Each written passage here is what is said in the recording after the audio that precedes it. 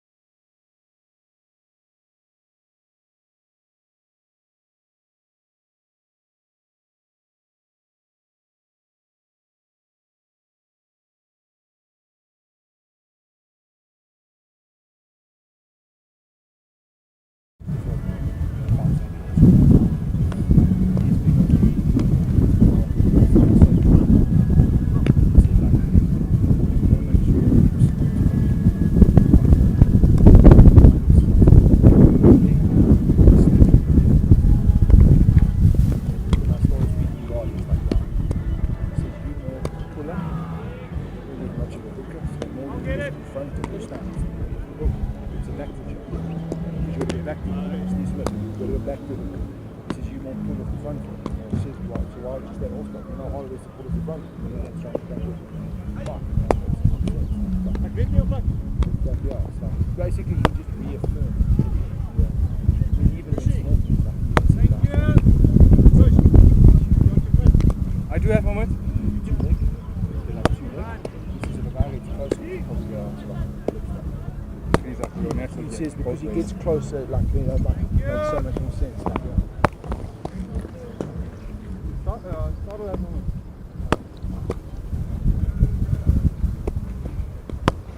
You want to choose a new ball now?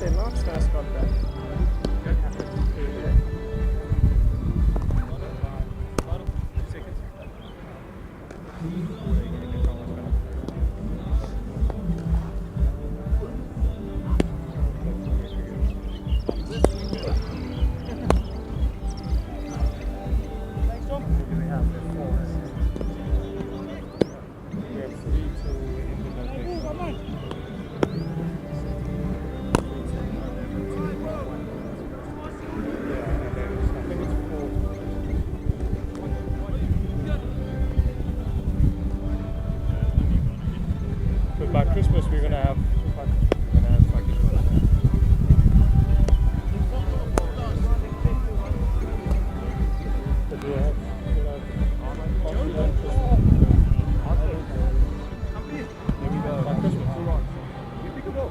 yes, already picked. After T20.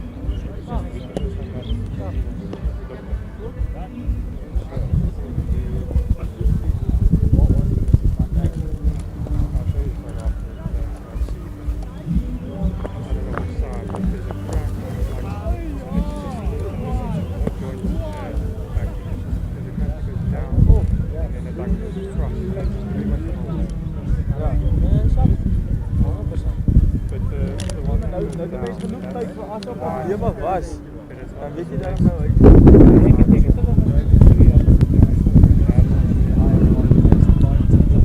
Ja, ja. Nee, dat is perfect.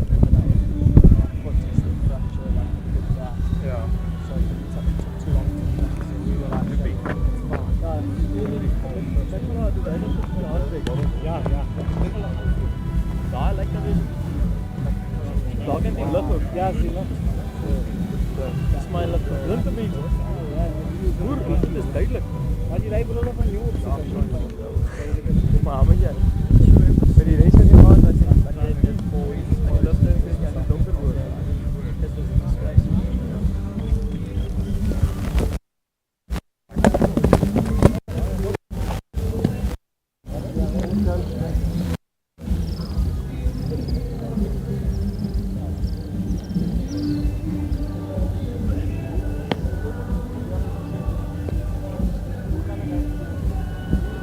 Was anyone drinking this yet?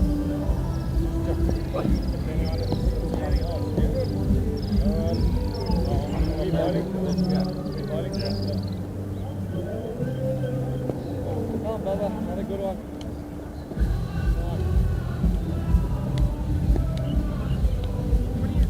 5 minutes, gents. Ja. 5.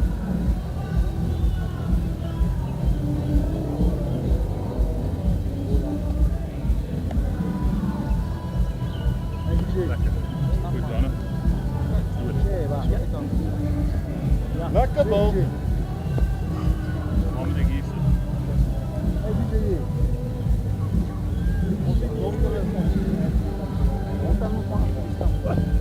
Maar ik denk niet dat er nou een bal in gegooid wordt.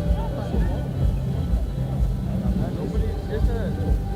School, slide it maybe. Now it's a big hole. There's nothing there to get over there. Who's this? It's just pitch vision, eh?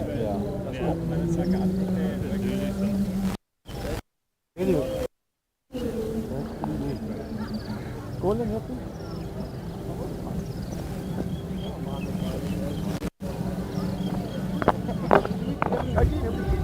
Damien!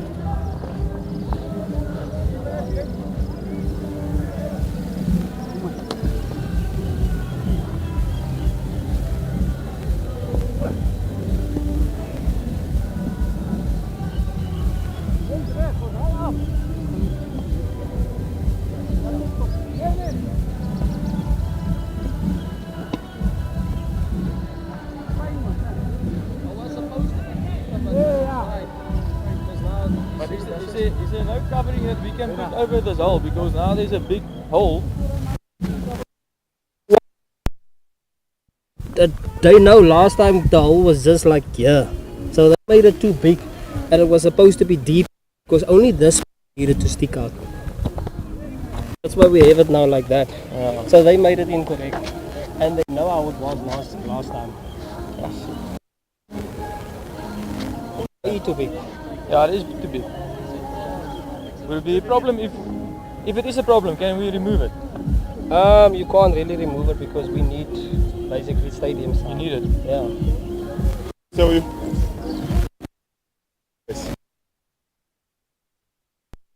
Big hole. Ek in bully, né? Yeah. But can you? Yeah, and make it deeper. No, I was afraid. The thing is, I was afraid to ask you sometimes. Hang on.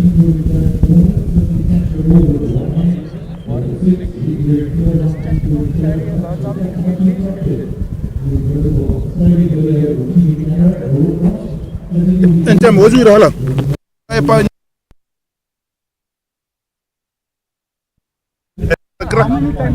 Yep. Okay. Yes, en rata le puli bo. Bo, wa rata le puli, wa bana mo. Ke nyane ba.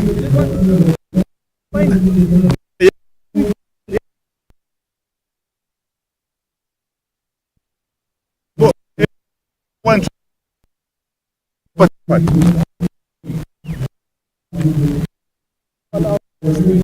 Because he knows how it's supposed to be. You must actually just remove a bit in the front, and whatever he removes, put it in the back and fill it up a bit.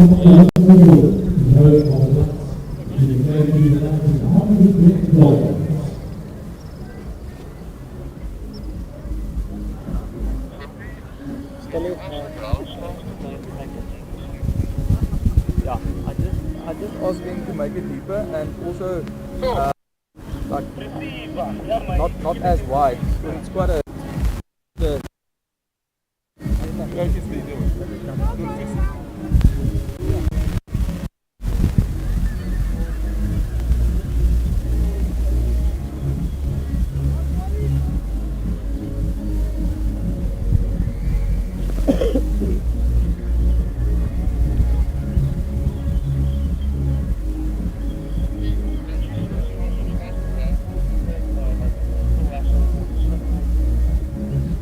copy that. We are doing that just now.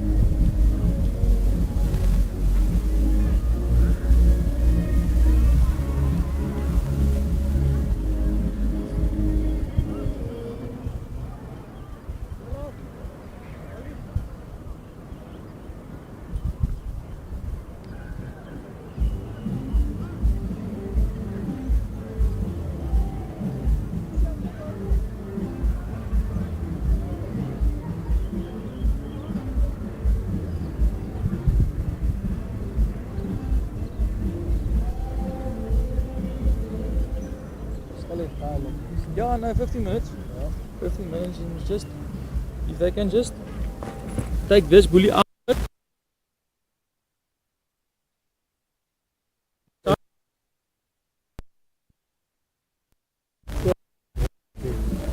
Yeah, I don't know what is this for. Eh?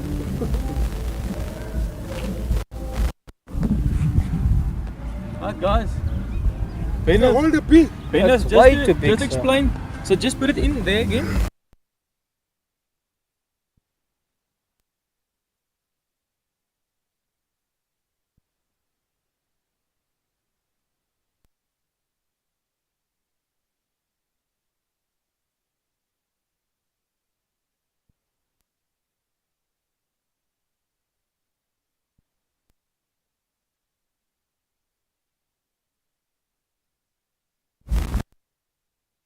For us last time. Let's stop arguing. Just get it done. We can argue later. We don't argue, we are talking. I won't argue with the man with the hammer in his hand.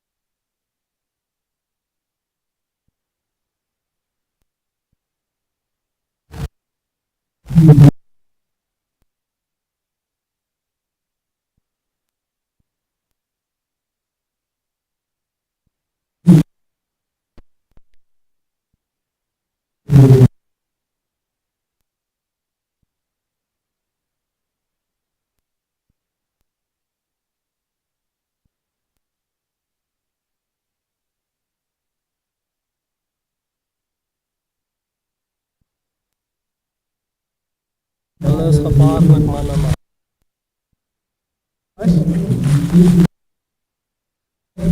Venus, if you can just get the heavier.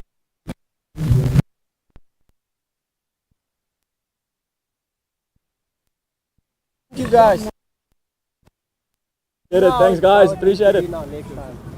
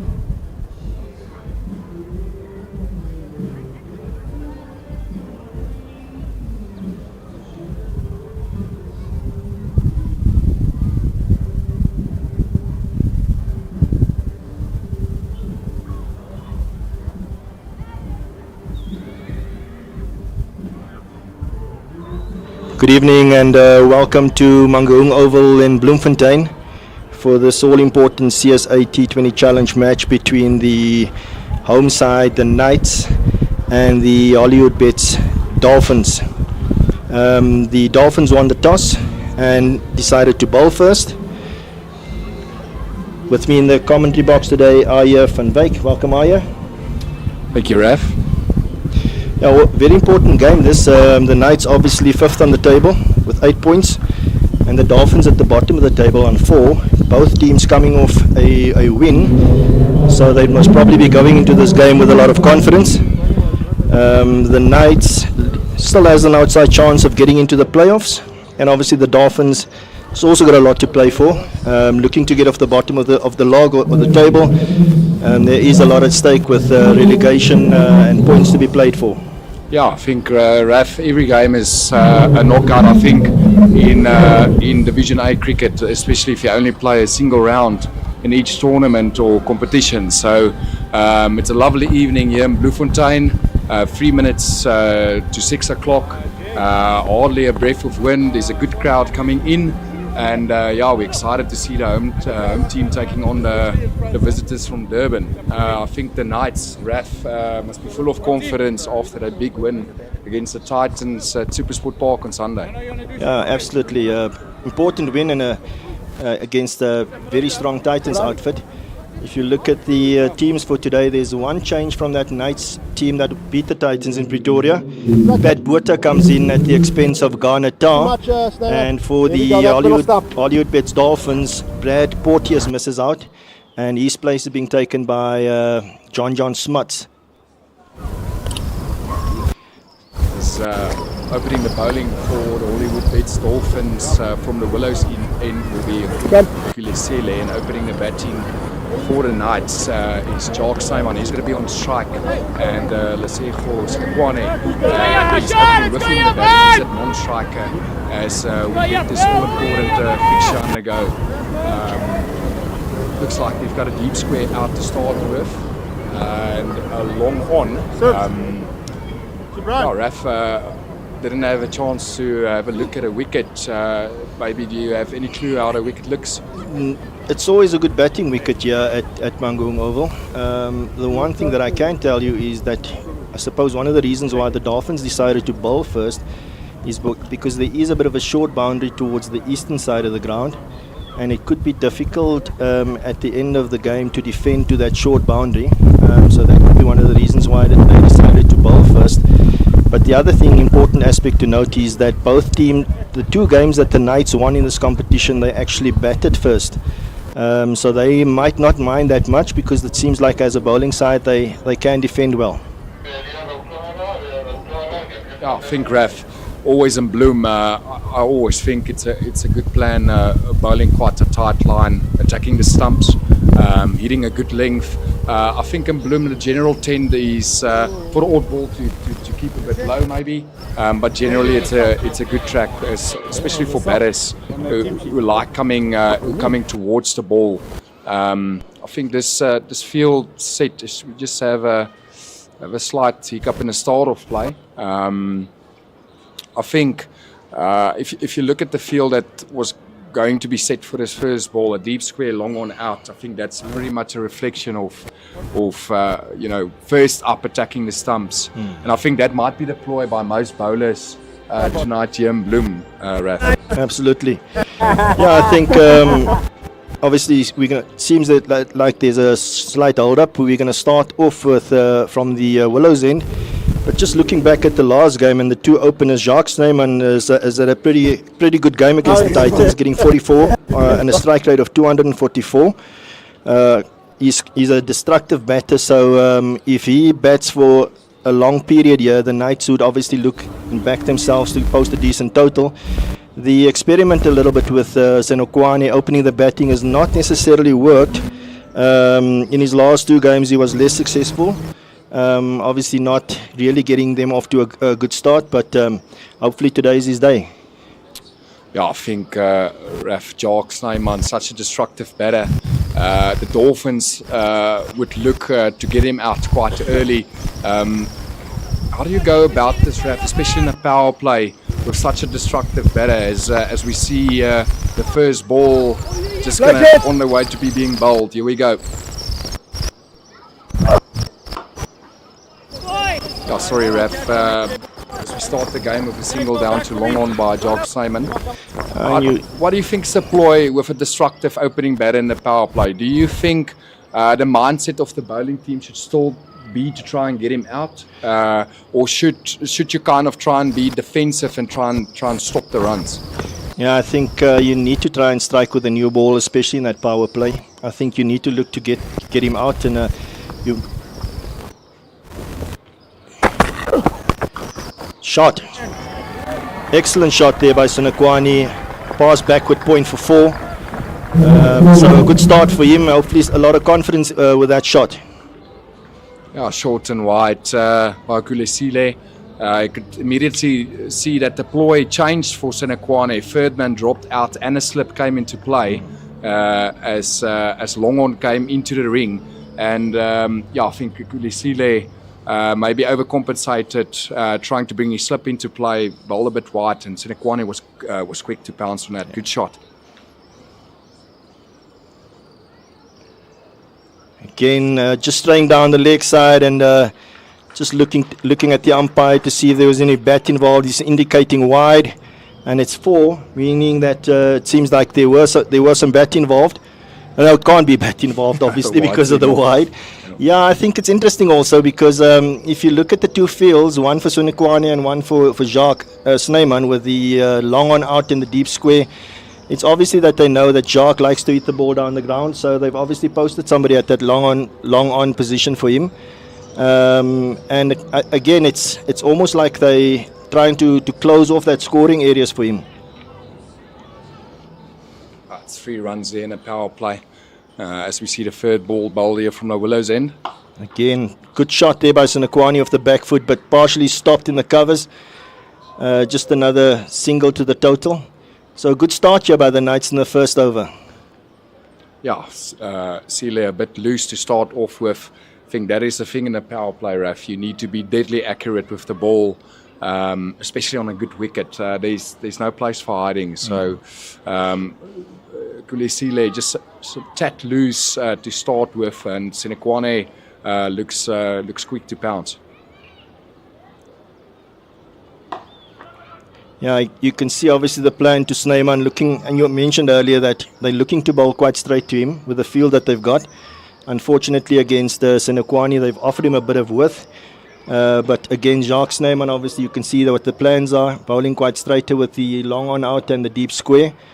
Like I said earlier on, it's important for them to look to strike with a new ball and to look to get wickets in this power play. Right shot. Again, some width off it there and full, and Snyman pounces on that and dispatches that through that extra cover area for 4. Yeah, that's the one place probably you don't want to bowl to Jacques Snyman. I think with this plan, Raf, it definitely looks like they want to cramp Jacques Snyman and kind of restrict his swing off the bat. And I think that is 100% the ball you shouldn't be bowling for that plan. That's right in his arc, and the Knights are off to a flyer. Again, excellent shot from Snyman. Again, over pitching, and Snyman just hitting that over the bowler's head for another boundary, and that takes the Knights total to 19 for 1, 19 without loss after 1 over. Knights couldn't ask for a better start there, Raf. Just as I said that you want to cram Jacques Snyman, I think it was floated a bit full again, and a great shot. Both batters, great intensity from the start. And the Knights couldn't ask for a better start to put a good team. I must say, Raf, just for that first over, the wicket sounds rock hard. And it looks like restricted runs might be difficult tonight. Yeah, and as we see, John Smuts coming on from the Loch Logan end. Obviously didn't play the last game, but he's included into this game. And we spoke about it off air earlier on. We expect the spinners to come on from the Loch Logan end if you look at the short boundary to the eastern side of the ground. Yeah, I think, Raf, that will be the general trend through tonight for right-hand batters is spinners bowling from the Loch Logan end, as that's a bigger boundary for tonight as John starts his over from the Loch Logan end. Experienced campaigner, Raf. Yeah, it's great to have a cool head like him in your team. Yeah, he's bowling with a long off out and a deep mid-wicket out. That first ball almost seemed like he bowled it a bit quicker, but Senekwani managing to get that out, play that out into the onside for another single. Yes, Snyman's going to face his first ball here from Smuts. I think the plan will generally be to hit the stumps from Smuts, bowl towards the big boundary, as we see that first ball just defended by Snyman. As I think in reverse, Snyman will probably look for any sign of whiff and pounce through the offside, and that's also a strength suit of Snyman. So good battle on the hands here. A good shot there to mid-on. You spoke about the experience of a John Smuts, and if you look at this competition, the CSA T20 Challenge, he's already played, this is his 134th match in this competition. So very experienced alongside the likes of players like Aaron Pangiso, who's also played over 130 matches in this format.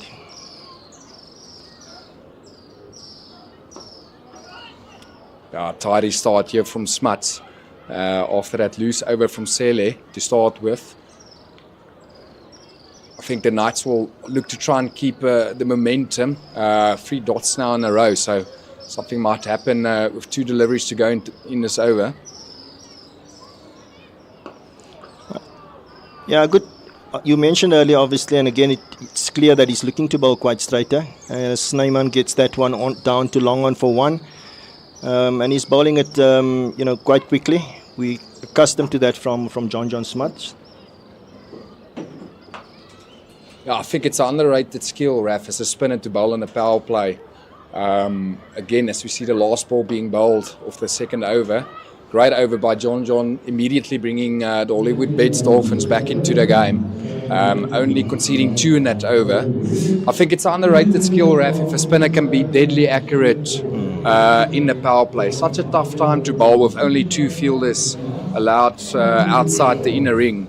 And if you can get it right, like I know the Knights use Pangiso a lot in a power play, it can be effective to restrict run flow.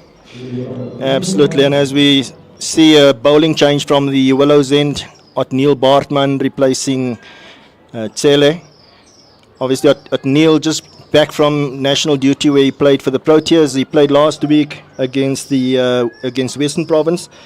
Bowled quite tidily, went for 8 runs and over. He's going to be a key player on this wicket, and as we know, he is somebody that bowls quite straight wicket to wicket and attacks that off stump. He bowls to Snyman with exactly the same field. It's a long on and a deep square.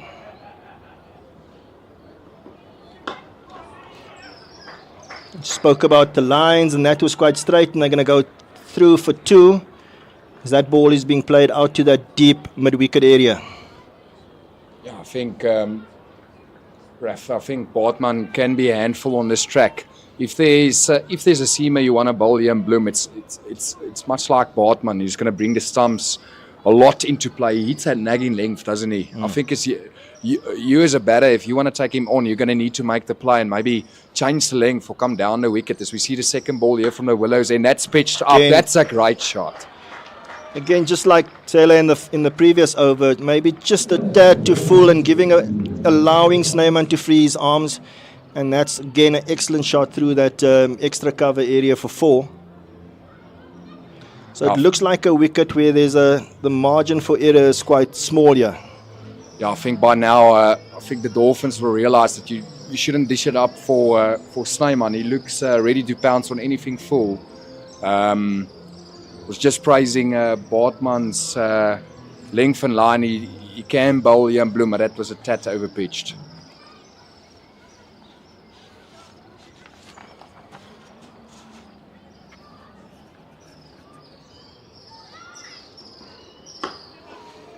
Yeah, straight this time, just for 1 down to long on. It's also a field, Raf, where you can. it's also tough to defend later on with all the pockets in the field. It's quite a big playing area. So if you run well, there's a lot of angles on the field where you can take twos towards arms. So although there's a small boundary, I mean, they just took a second run to the deep square on the small boundary. So Spot on. Senekwane maybe just missing out slightly there. It was on offer again, bit full, bit over pitched, but just playing that into the covers. as we saw, field changed again for Senekwane. A deep point in position, brought into position. No slip this time. Short third man. With wicket in play with a deep square, mid-off up. Bartman, he's going to look to hit that good length. 2 balls to go in this power play. Straighter. Yeah, I think the plans are quite clear. And you spoke about it earlier on about in this format trying to tuck the batters up and trying to bowl that straighter lines. I think another player today that will be key for the Dolphins would be the captain, Subrayan. It's going to be interesting to see how he goes today. And again, you might even see Parsons bowling a few. Yeah, I think Raf, spin is always a good option if you're accurate here in Bloem. Take pace off on a big playing area. Great shot. Oh, this looks a good pitch, Raf. That was on the up. Full stump delivery, hard length, and Snyman just stood up through it through the line, and it looks a good pitch. The Knights are 33 without lost after 3. Yeah, we spoke about, the Knights would like to see Snyman bat for a long period, yeah, because the longer he bats, the more important, the bigger the total could be. So, in the last weekend, obviously, he got that 44 runs in no time with a strike rate of over 230. Just looking also at the bowling attack from the Dolphins, they've also got Andile Simelane in their squad, obviously, and he's the third highest wicket taker in this competition with 11 wickets. John Smuts resuming his spell there from Loch Logan end as Senekwane, he rocks back and hits it too long off for a single. John obviously with the field up in everybody in the ring on the offside needs to bowl quite straighter to both his right-handers. And as we said earlier on, if you look at the pace, just as they brought that long off fielder up for Snyman, he dispatches that over long off for 6. That's an incredible shot, Raf. I just said earlier in his first over, if you're going to give him a tad of whiff, he's going to pounce on it. And great example there as they brought mid-off up into the ring. Yeah, they're going to look for 2, but the fielder there on that deep square boundary, getting to the ball quickly and making sure that he keeps it to 1. Yeah, Snyman is a destructive batter, so he's already on 28, and Senekwane on 8 as we in the 4th over, 41 without loss in this 4th over.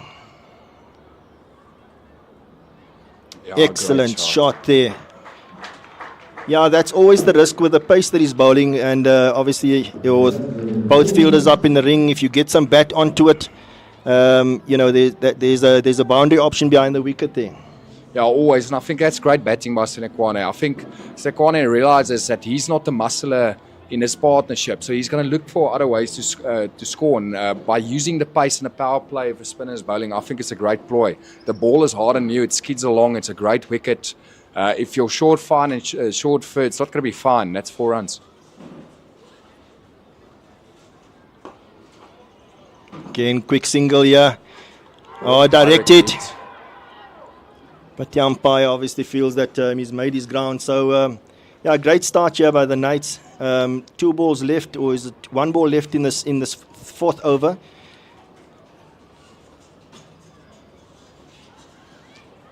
Yeah, this is always interesting for me. The Knights are already having a great over.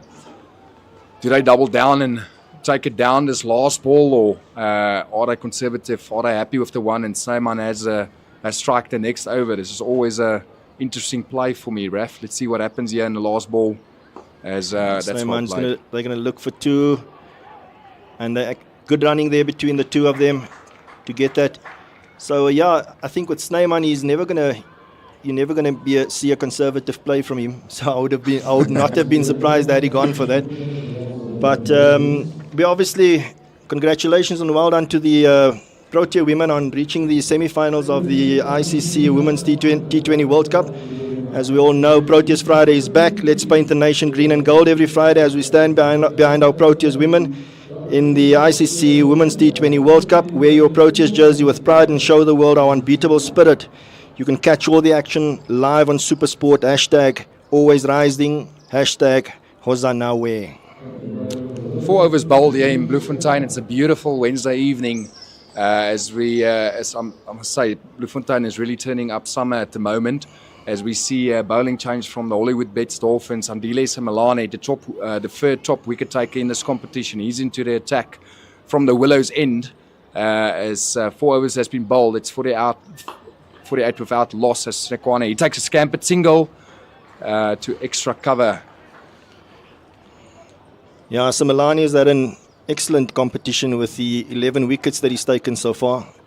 The leading wicket taker, obviously, in this competition is Junaid Dawood from the Lions, and Malusi Siboto will be bowling later on 12 wickets. So, well done to the youngster. He's a crafty bowler. Raf, he's also got he's got a handy trade of variations for the middle and death overs, and he can hit a hard length at the start as well.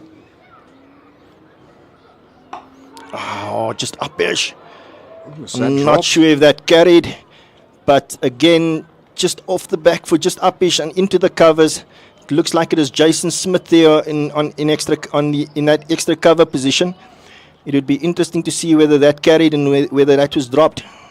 Yeah, it looked like he picked it up late, didn't it? It looked like it was in the air a while, Raf, and good length from Semelane. Jacques Snyman came at it. It looked like it hit the splice. Interesting to see if that carried or not. Looking at the body language of the players and the fielders, it looks like that was a dropped opportunity. Oh. Bit of fortunate there for Jacques Snyman. Thick outside edge, and that ball flies down to that third man boundary. Brings up the 50 partnership and a 50 for the Knights. They are off to a fly, Bloem. Definitely something behind Semelane's ball, Raf, as that took off from a good length. Fortune favours the brave for Snyman. He had a hard swing at it, and it brings up 4 without a third man. That's 4 every day of the week. As the Dolphins opt to bowl with this field of a long on and a deep square in the power play. It's slightly wide maybe, but not a bad length from Semelane. Yeah, both those balls seem to have taken off of a length there. Semelane just extracting a bit more bounce than the other bowlers. This time, excellent shot from Snyman. Off the back foot, through the covers for 4. Raf, Snyman, he looks like he means business tonight. He's off to a flyer. He's on 38 of 18 balls. Maybe again a tad wide. Outside off. Offside field is up entirely. So that's going to be 4 runs in a form Jacques Snyman is at currently. Yeah, a bit of width there if you look at that line that is bowled. And already Snyman's batting at a strike rate of over 200. 2 balls to go here in the 5th over. Knights already on 57 without loss. Couldn't ask for a better start here.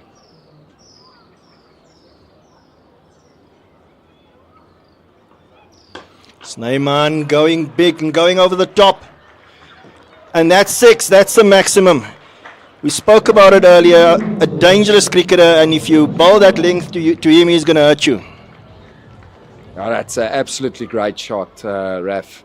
Not a lot wrong with the length. Maybe a tad wide again, but yeah, that's a great shot. The length, as you said, was, if you look at that length, it was just on the up, and it was an excellent shot there from Snyman.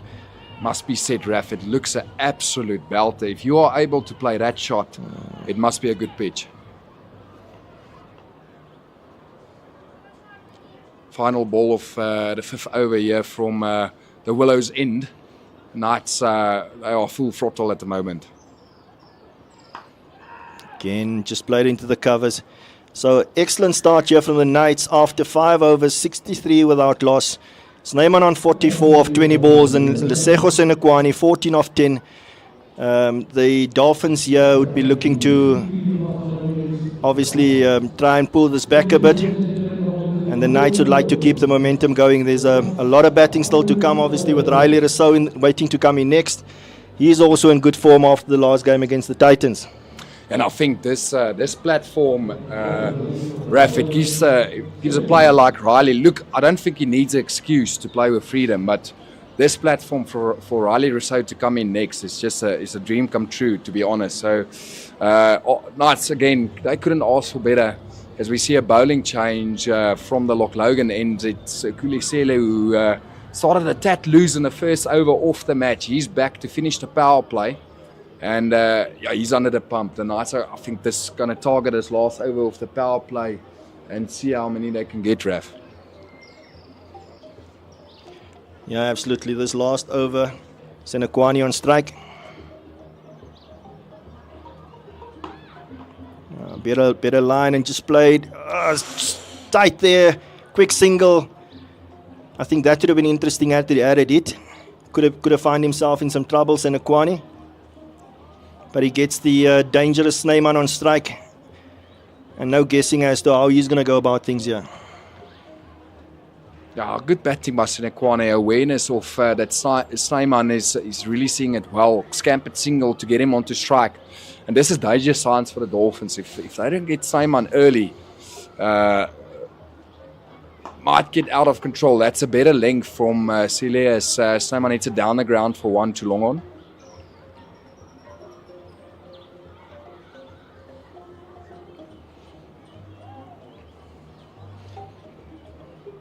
Again, the two fielders out. You see a deep square and you see almost a backward point out.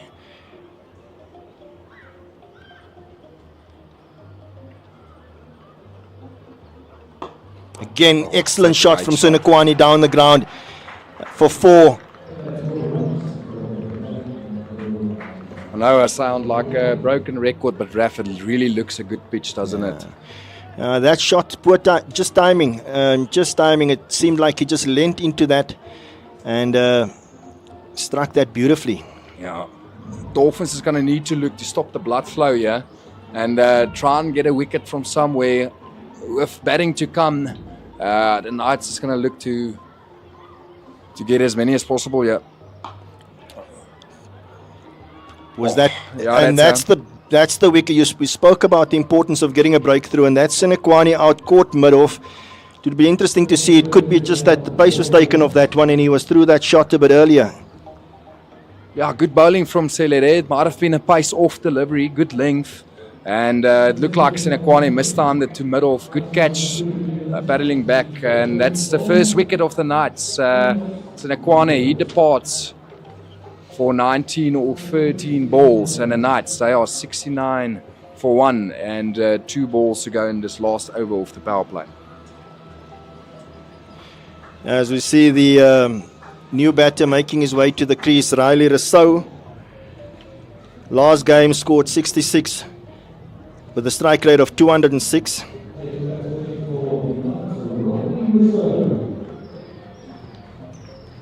So interesting here, if you look at that. Yeah, maybe just too early through that shot. And good catch there by Neil Bartman at mid-off. Local favourite, Riley Rousseau. World of experience coming to the crease. Knights couldn't ask for better here. They're in a great position. And it looks like also Riley in good form. Good knock the previous game. Had a healthy hand in that victory over the Titans. So I think you'll try and keep this momentum for the Knights and see how many they can post. Interesting enough that a score of 200 has never been chased here in Bloemfontein, Raf. So I think anything above 200 out of from this position, the Knights should try and post. Yeah, we saw the Lions defending a moderate total here, the last game that was played here. Again, Sela just straying down the leg side for wide. Riley Rousseau, if you look at the players, the Knights batters in this competition, the CSA T20 Challenge. The highest run scorer, Morne van Wyk, and the second highest run scorer, Reza Hendricks. Riley Rousseau just 20 runs behind Reza Hendricks in that third spot, so he needs another 20 runs to just pass Reza Hendricks as the second highest run scorer for the Knights. Simon happy to take one to deep square. Just one way to say that previous ball actually nightmare incident for the Dolphins. Although it's Riley Rousseau, new bat on strike, you let him off with a down leg wide, and Snyman was on strike there with 2 balls to go. He's happy to see it for one, as we see this last ball of the power play being bowled at Rousseau with a deep square leg and a third man out. Definitely going to look to hit it a hard length. Good length, good end to the power play there from Sele, as the Knights, they are on 72 for 1 after 6 overs. Good power play there for the Knights. As we see a change in commentary, we welcome Johan Smith to the commentary box. Thanks, Badgie. What a start. 72 for the loss of 1 after a power play, 12 runs to the over. And it can't be a pleasant sight for the Dolphins to see Riley Rousseau join Jock Snyman with that kind of platform set. Like you mentioned earlier, Riley usually doesn't need an invitation to join the party. He creates his own. Yeah, just a bowling change here from the Willows end. John Smuts back into the attack. He's going to bowl his third over. He's bowling to Jock Snyman towards the short boundary. As we immediately see 5 fielders out, no mid-wicket in place. Normally, professional cricket, if there's no mid-wicket, that means there's 2 points. And that's the field we're seeing here. Smuts into Snyman, who's well set. No mid-wicket, you mentioned it. Obviously, he's going to play it out to square. And this is an interesting field, Badgie, for those viewers at home. It's one of the biggest, well, not one of the biggest, it's the biggest in the country by a mile. So the pockets, especially to the big boundary, they're huge. Lots of 2s on offer, even 3s. Yeah, myself and Raf spoke about it earlier. It can be a difficult place to defend because of all the deep pockets. If you run hard towards boundary fielders, there's always 2 on offer. As we see the field for a left-hander, mid-wicket in place, that means there's only 1 point. There's a deep point in position with a mid-wicket. Because of that long boundary towards the leg side for Riley Rousseau, there is a mid-wicket in place. So, yeah, I agree, Johan. It can be a difficult place to defend, but it's also a good place for slow bowlers because of the big playing area. So we see John just bowling a tidy dot there towards Riley. Yeah, he's going to look to attack the stumps at Rousseau, make him hit to the big boundary. You can't afford to give him any width. And that's what Riley creates for himself as he pushes it into the covers. Takes a single. He'll take a few sighters, and he's afforded that now because of that start. He doesn't have to go out and all guns blazing. He can take a few sighters, get himself set. It's lovely to see a little crowd build up here in Bloemfontein. I've enjoyed this CSA T20 so far. It's well played down the ground for another single by Jock Snyman, who's 48 off 25 now. 24, in fact. Striking at 200, which he normally does, of course. Yeah, it's exactly what you said there, Johan. With the start, Jock Snyman posted in that power play. Rousseau is afforded to have a couple of sighters, get the pace off the wicket, set himself. And yeah, the Knights, they're in a very strong position here. 2 balls to go in the 7th over. Riley Rousseau starts with a bad jiggles. Many a bowler has had nightmares. That means he's itching to have a go at John Smuts.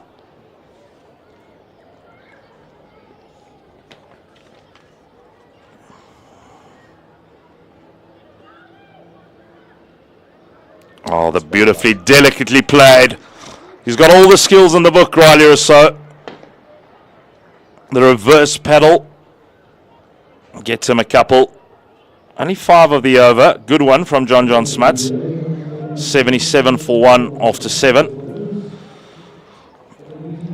10 lucky students stand a chance to win up to 100,000 Rand towards their outstanding tertiary fees by simply attending any of the T20 Challenge games. Visit www.cricket.co.za on our special media pages for more information. T's and C's apply. Hashtag was on our way student challenge. Be part of it. Could have done with 100,000 Rand while I was studying. Perhaps I would have had a degree then. Arje van Wyk. Went the long route. No papers to show for it though. Yeah, a lovely crowd here, bowling up in at the Mangaung Oval in Bloem as we see another bowling change from the Loch Logan end. Prenelin Zabrian. He's a handy spinner. I think it's normally the ploy here in Bloemfontein. Johan, middle over spice off because of the big playing area as John just brought him back that previous over, only conceding 5. No mid-wicket in place for Snyman. Good start from Sabrian, nice and tidy. I note the man at deep square and also at cow corner. They're about 10, 15 in from the rope. It's a massive boundary. Tell you what, if Jock Snyman gets hold of it, he's going to clear them. No boundary big enough for Jock Snyman in the country as we see 2 dots. Just a bit of pressure bowling up yet for the Knights. Spinners bowling well from the Dolphins, attacking the stumps. Experience from Sabrian and Smuts, keeping them into the game. That's well played. Rousseau will run hard. That's good fielding. At long on, rushing in from the boundary. And you have to do that here. Got no other option. It's exactly, I think the trick here as a boundary fielder, Johan, is being enough of the boundary to stop the 2. But you don't want to give yourself, or you don't want to leave yourself with too much room where, you look at like that silly guy where you backpedal and then the ball goes over your head and it's 1 bounce 4. You never want to look like that guy. So that's always, and it is a skill. It is a skill as a boundary fielder, having that feel for how much you can be off. There's never a thing like 5 or 10 off. It differs from on every playing surface. It's well played by Rousseau. Out to the sweeper. Can't say on the offside boundary. He's about 15 in after walking in. So Rousseau just setting himself. He's 4 from 6. He won't be worried. Last 10 balls just went for 7 runs. Dolphins bringing themselves nicely into the game. You can see the pocket that Jock Snyman is searching for. He wants to get it in between long on and the man at cow corner. And that's Snyman who goes to 50. Well played. Another proper T20 innings by Jock Snyman. He has, of course, worn the green and gold of the Proteas in this format. Yeah, only of 28 deliveries. Impressive power play for the Knights. A little bit of excitement for Sabrian as Rousseau looks to play it finally on the offside. 80 for 1 after 8. They're still going at 10 to the over. No reason for panic here for the Knights. Couple of experienced heads at the crease. But this is a quality Dolphins bowling attack, I'll tell you. John Smuts, Prenelin Sabrian taking the pace off. Simelane, one of the leading wicket takers this year. He's joined that Proteas squad. Andile Simelane, one of the bright young stars of South African cricket. Yeah, Johan, proper all-rounder. He can also hit the long ball towards the end of the innings for the Dolphins. As Smuts, he's going to bowl his lot at 4 overs. Again, no mid-wicket. 2 points in play. Single towards deep mid-wicket. Oh, yeah, being a coach yourself, you'll realise the captain is sort of chancing his arm here. He wants another wicket here. And he's trusting John Smuts to deliver because he's going to bowl him out in the 9th over. In the 9th over. That'll be his 4 gone. Again, no mid-wicket for Rousseau. And, Smuts just telling his long on to get on the rope there. 2 points in play. Leading edge just lobs out to cover. As Rousseau advanced down the track, I think he's feeling that he needs to get going here now. Yeah, the Knights, they want to keep the momentum from the power play. This two experienced bowlers just brought the Dolphins slightly back into the game.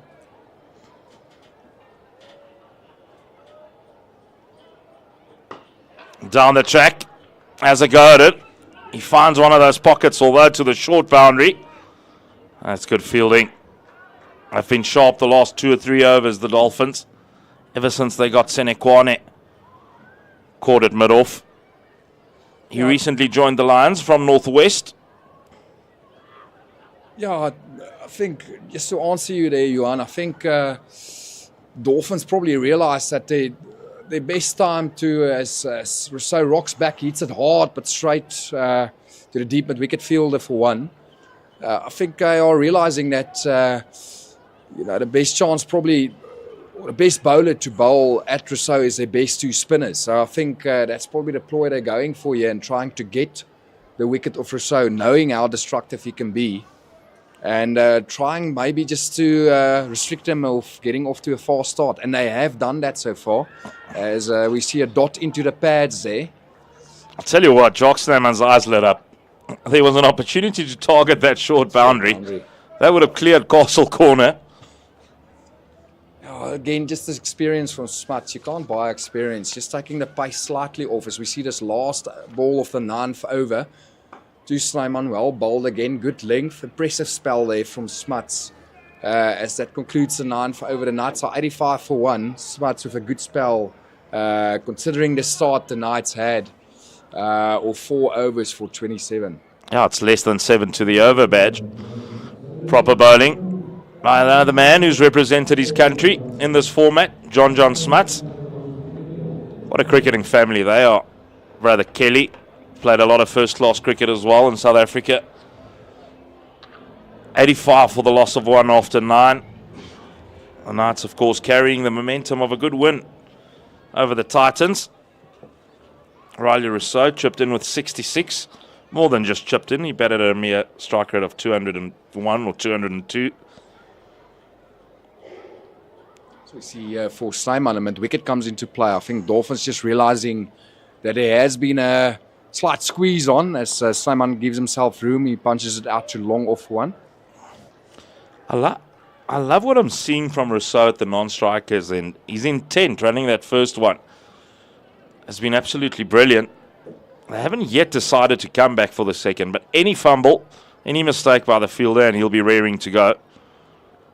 Yeah, Johan, we always speak about running, as we see attempted reverse sweep outside of the line. We always speak about forcing the fumble as a batting pair, of the intent of the running, putting pressure on the fielder. If he looks up, he must see the batter sprinting, calling for 2. If there's any type of fumble on this big playing surface, you can run on the arm. So Brian in from the Loch Logan end. Rousseau crashes it into the pads of his batting partner. Snyman saves a couple for the Dolphins.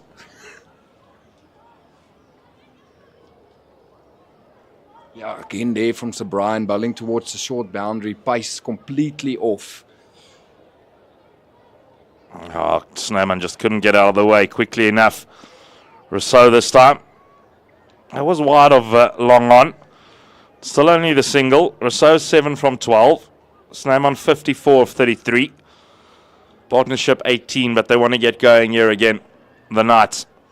No, definitely, Johan. I feel these 2 spinners, and John Smuts and Prinalyn Zabrian, definitely brought the Dolphins back into the match here. Tidy bowling and crafty as Simon comes down the track. He punches it to long off, drops short of long off. Last ball to go here in the 10th over. Knights are 88 for 1. Run rate dropped slightly after a magnificent start of the power play. They were 72 for 1 after 6. What's going to happen here, Johan? It's Riley Rousseau. Is he going to take on the short boundary? No, he plays it out to the sweep on the offside. Well bowled by Sir Brian. Keeps it out wide, away from the short boundary. Just feel it's still the calm before the Rousseau storm. That's the match situation after 10 overs. Jock Snyman on 55 from 34.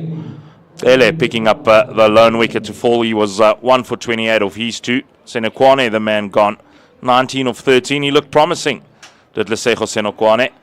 Riley Rousseau, he's 8 not out of 13. Not only the students stand a chance to win, it is of course the 1 million one-hand catch competition as well. Stand a chance to win 1 million at the end of the CSA T20 Challenge tournament. Simply catch the ball with one hand of a 6 hit during a televised T20 Challenge cricket match.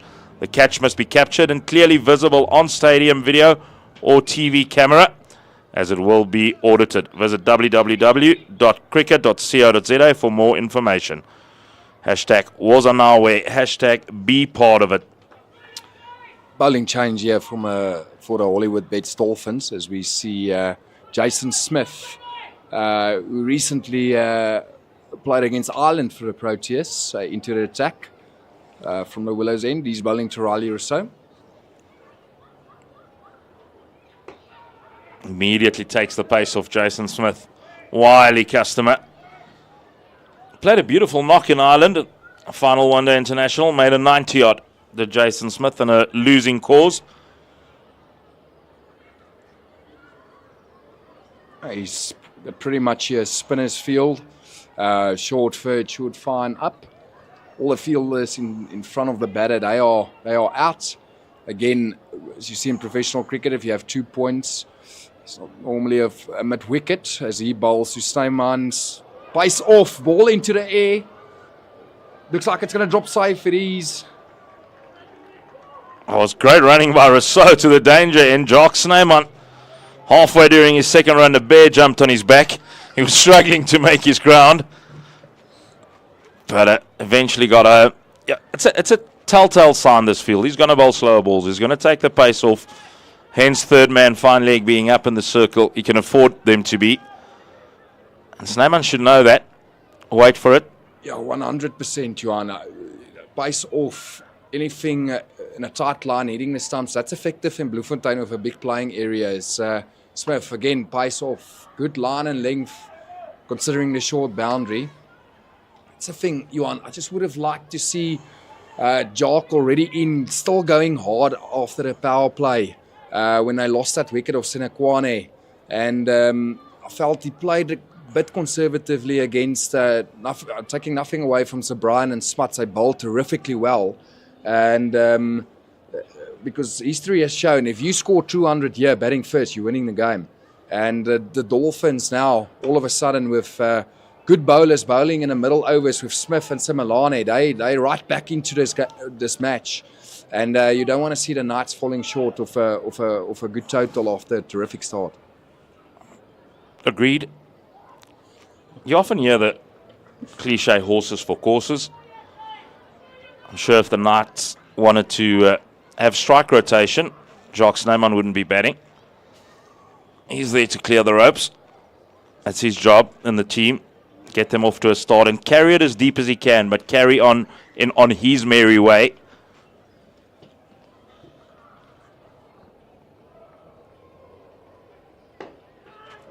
Once again, chance now, this time taken. Can't say it was a change of pace because every ball in the over has been a slower ball. And Jock Snyman couldn't adapt. And he's gone for 58, and now he'll be asking himself those questions, that we've been talking about. Yeah, I'm taking nothing away from his terrific knock. He scored 58 runs.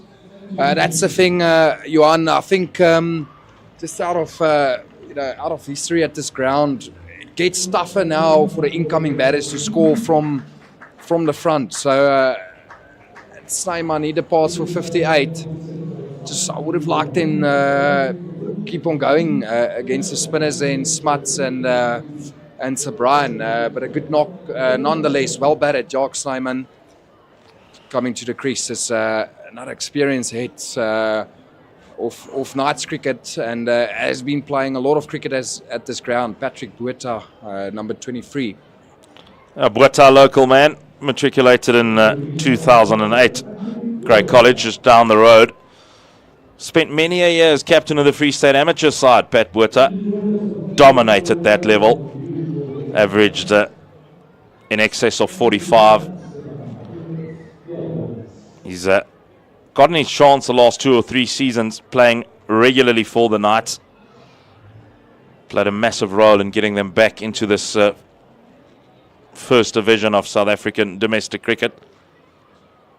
Yeah, it's exciting, isn't it, Johan, to see Division A cricket back in Bloemfontein. A good crowd again tonight, just as there was last week. Grass embankments back nicely. Lovely summer's evening here in Bloemfontein. Smith will be running in. Botha to face his first delivery. That's a poor delivery from Jason Smith. Wide, down leg, wide for height.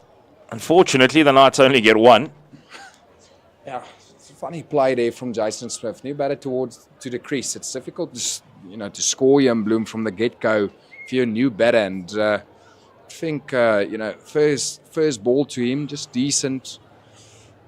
It's trying to go for a slow ball bounce in, nonetheless. It's neatly worked from Botha off his hip. Backward of square on the onside for a single. At the end of over 11, it's 96 for the loss of 2. That run rate's now dipped under the 9 to the over. It was 12 after the power play. 72 runs scored in the first 6. But Riley Rousseau, he knows he can catch up. He can catch up in a hurry as well. Somewhere during this game, Simelane and Cele has to bowl again. And that's what Rousseau is going to target. I'm telling you that. He understands that it's difficult during this period. He'll want Botha to run hard for him, which he can do. Yeah, I think Johan Riley Rousseau can catch up on his terms just as much as he'd like. And I think Simelane, he's a good bowler on the ground like this. He's got a handicraft of change-ups towards the death overs. And I think Johan, seeing the start from Rousseau, I think that might be the game plan here, to take it deep for the Knights, trying to score as many as possible runs in those last 24, 20-odd balls.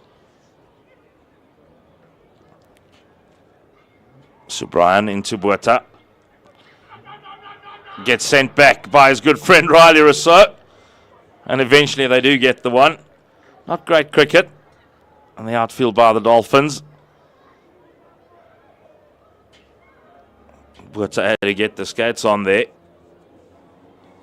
Yeah, so Brian, he's in the middle of a fantastic spell here. Applied some great pressure. He bowled 13 balls so far for conceding only 8 runs. And he's probably the main catalyst here, bringing the Dolphins back into this match.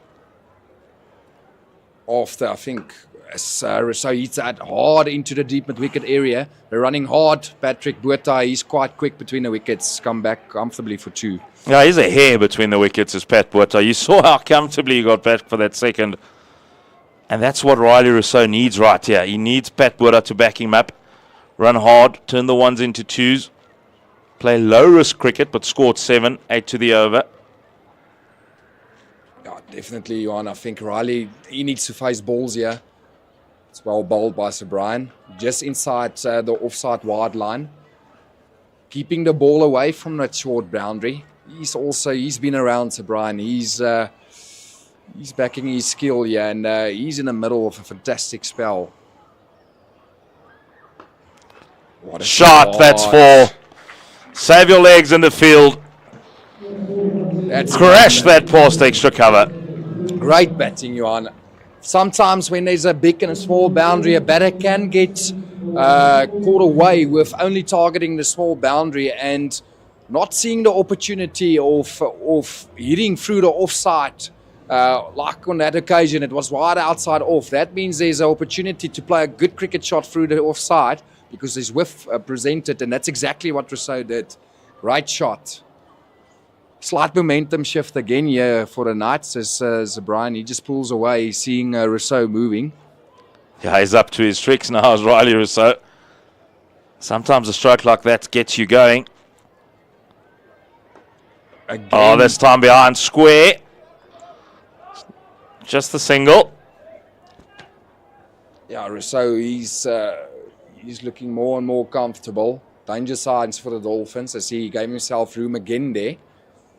can always confuse a bowler if a batter gives himself room to hit a ball towards the long boundary. Last ball of the 12th, straight back to the bowler. That was a better over for the Knights and for Riley Rousseau in particular. He's 17 of 19. 104 for the loss of 2 after 12. Arya van Wyk makes way. And Rafiq Ismail comes back in. But this is quite the interesting commentary combination we've got going here. Myself, I was coached by Raf. Arya was coached by myself. Now Arya's coaching the Saints first team here in Bloemfontein. What a coach he's turning out to be, Raf. Yeah, just passing on the baton, I suppose. Yeah, Jason Smith's done well here. He's bowled that 1 over 1 for 7, taking the pace off.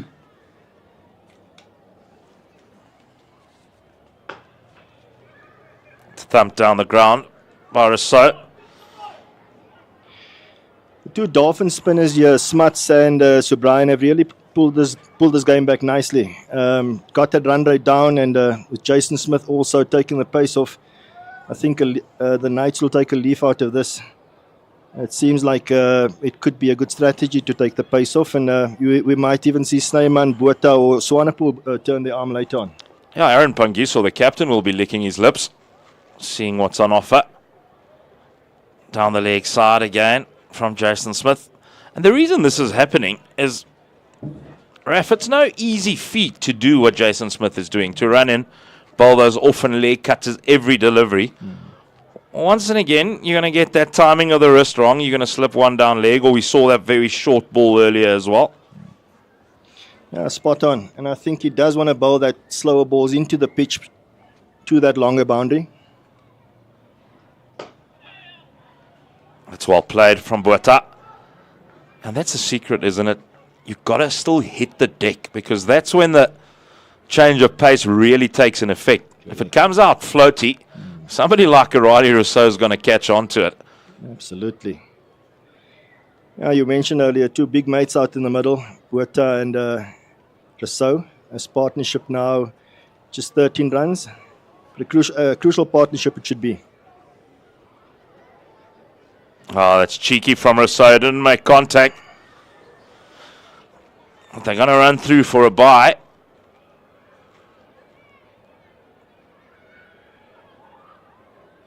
Ditole just not taking care of the business behind the stumps. Never easy for a wicket keeper when it comes on the second bounce. You always teach keepers to keep their head down.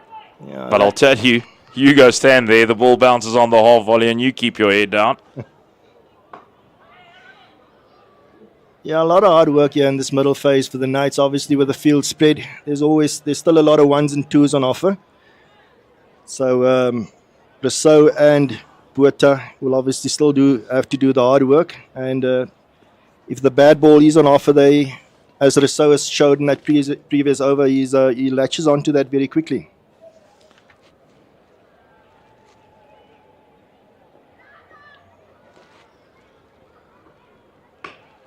It's crashed past extra cover. Will they come back for the second? Surely Botha will. That's good running by Pat Botha and Riley Rousseau. And it's interesting, Raf, in the last 7 overs, the couple of 2s that there was to the short boundary, not to the long boundary. Yeah, I think aided that time a little bit by Similani, just a slight misfield. But you're spot on there and absolutely correct. The 2s that were there came to this short boundary here.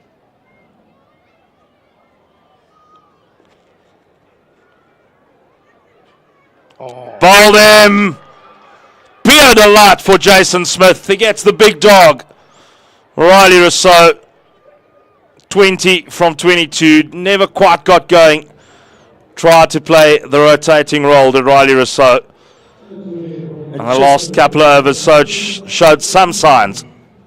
Just seemed like he was giving himself a bit of room there to hit that ball through the offside and to that shorter boundary.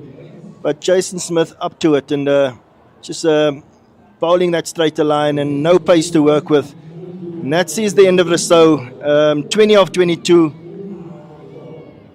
And And the Knights 111 for 3 after 13 overs. That was the last ball of the Smith over. He's bowled absolutely superbly tonight. 2 overs, 2 for 13. Somebody's going to need to play a little gem here for the Knights in this last 42 deliveries coming up. Will it be Aubrey Swanepoel? Might it be Pat Botha? Yeah, Aubrey Swanepoel, the new batter. He played a little cameo the other night against the Titans in Pretoria. Got himself 30 odd of almost a 200 strike rate. That's his 100th T20 match as well for Aubrey Swanepoel. What a moment that is, and that's the match situation after 13 overs. Snyman, the star of the show thus far, 58 from 37. Swanepoel plied his trade for many a year in Kimberley. Last 4 or 5 seasons he's spent here at the Arctic Knights. Very experienced cricketer and a key player in this night's change room, especially with Dane Pitt out on national duty. As we see Sir Brian off from the lock, Logan in bowling his last over. Pat Botha, very good player of spin. Good hands through the ball. Can play it nice and late as well.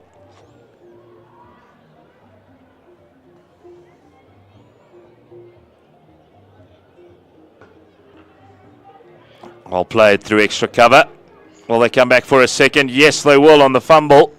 Yeah, again, the misfield there just allows them to go back for that second run. Yeah, interesting here to note that somebody like Gian Kluter has not made his way to the crease yet. He's been struggling a bit with the bat of late, especially in this competition. But yeah, hopefully he can come in with a decent partnership from these two.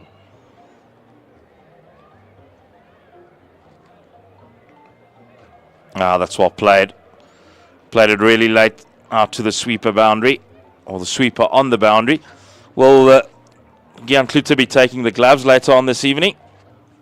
Yes, definitely. Obviously, Garneta not playing. Pat Botha came in for him. So Gian will definitely take the gloves. I would have expected him maybe to come in a bit earlier. But it seems like they're keeping him back for the death. And I must say that Subrian has bowled superbly. If you consider that he bowled to the 2 left-handers with Rousseau going out earlier on. And he's actually bowled to that short boundary. That's well worked. He got himself outside the off stump at Aubrey Swanepoel. Works it square on the leg side. That's another good skill to have, to be able to work the ball around right from the first delivery you face.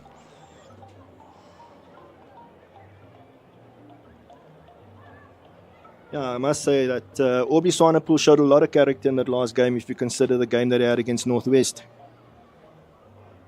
To come back from a game like that and play a knock like the one that he played in Pretoria the other night showed a lot of character, and credit to the coaching staff backing him, showing a lot of confidence in obviously his ability.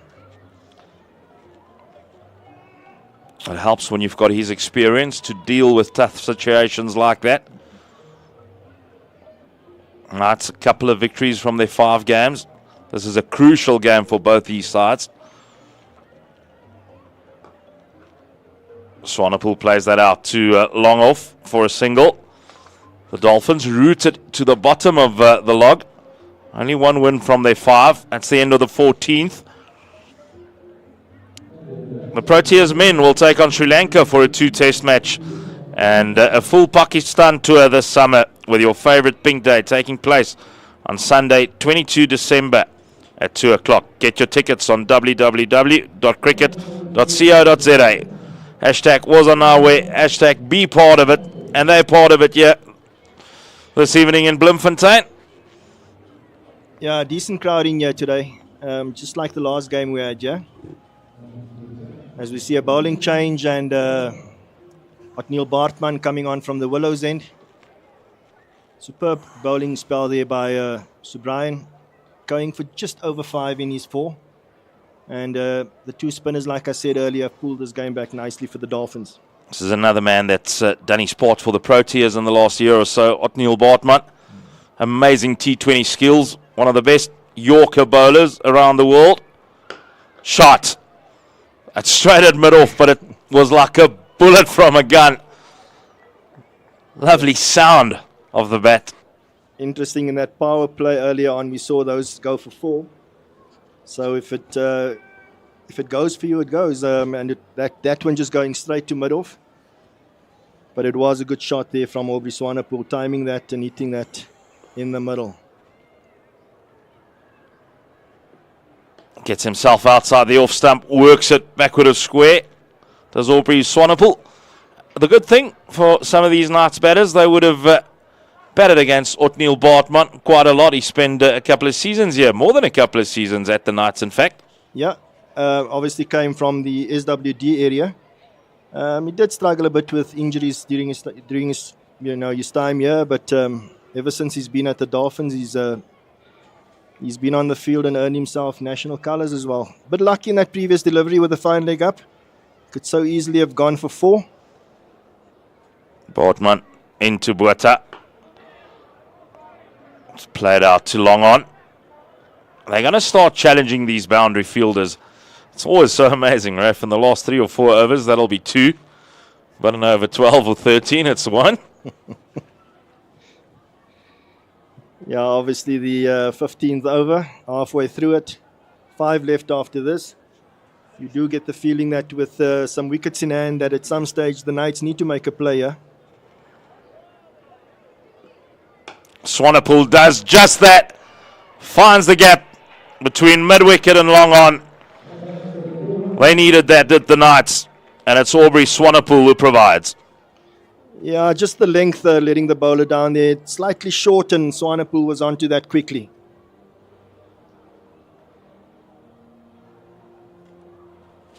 Our top shot, Aubrey Swanepoel. He knew exactly where he wanted to hit it. Didn't try and overhit it either.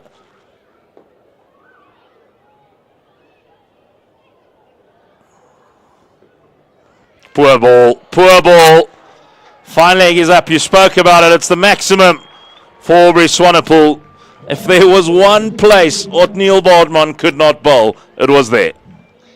Yeah, we said he was slightly fortunate in that in this over when he also bowled that sort of similar line. This time around, just at line, just outside the leg stump and full, and Swanepoel picks that up and dispatches it for the maximum. It's good balance from Aubrey Swanepoel to get that much bat on a ball on that line. You often see right-handers overbalancing and missing out there. Excellent balance. I was one of those right-handers. I could never reach those.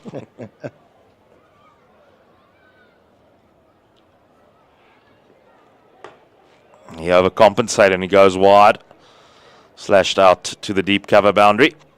So a good over there from the Knights. After 15 overs, 130 for 3.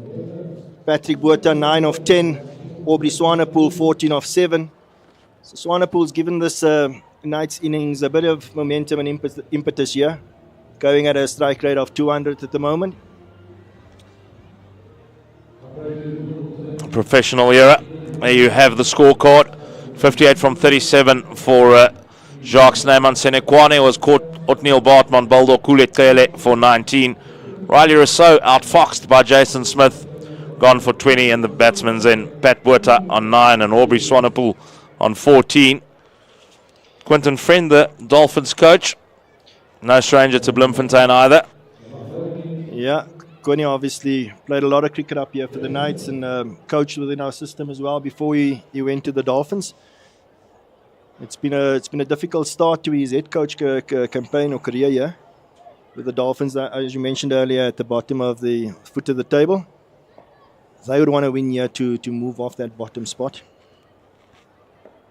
Smith, he switched ends. Not tactics though, all the pace off once more. Interesting field. The sweeper boundary pretty straight, or the man on the cover boundary sweeping, he's pretty straight. Long off out as well. Long on, deep mid wicket, deep square. Those are the 5 men out. Yeah, I think it's clear that he is going to bowl slightly straight to here and take the pace off. You want Swanepoel to hit him to that long boundary. He obliges. Chance for the Dolphins. And another wicket goes down. Slade van Staden, the man there at long on in number 44, who takes the catch. Yeah, no pace again, and Swanepoel advances and almost like he wanted to create the pace for himself. Never really got to the pitch of that, and good catch out in the deep there. And they just strike at the opportune moment once again. Aubrey Swanepoel was looking to put the foot to the accelerator. That's a big boundary that he tried to clear there. About 25 metres short of it. Slade van Staden takes a good catch.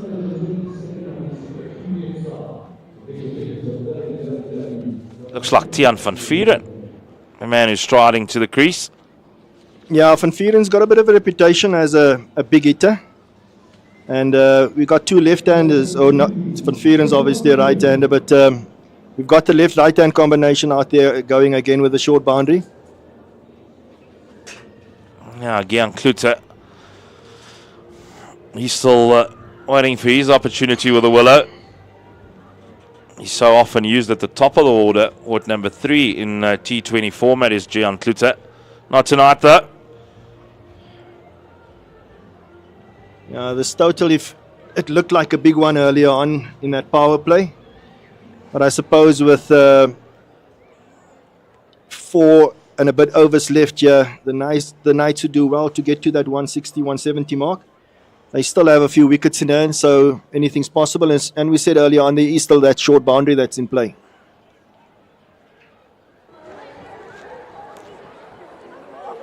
Once again, a change of pace, or the pace off it. An unsettled Tiaan van Vuren there, facing his first delivery. It'll be a strange dressing room currently. If you're sitting in the Knights dressing room, there'll be a bit of a feeling of we let ourselves down after being 72 for the loss of 1 after 6. But runs on the board stays king in this game. No, absolutely, we saw that the other day in this very same field when the Lions played, yeah. When we thought they posted quite a moderate total, but they defended that.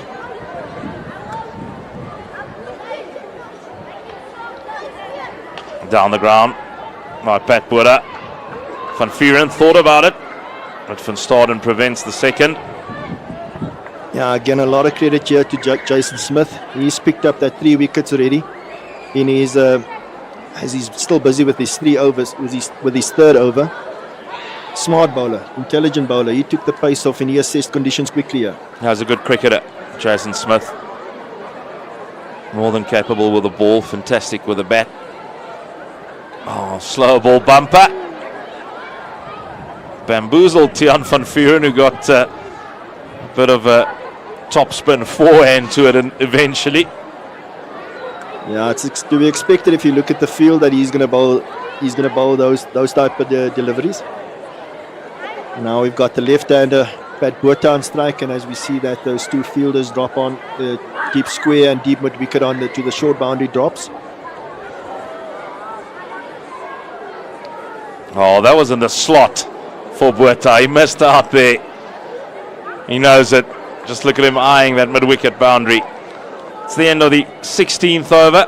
The Knights 133 for 4. It'll be helter-skelter this last 4 overs as yeah, if you look at the start there, they would feel disappointed if they don't get to that 170 mark at least.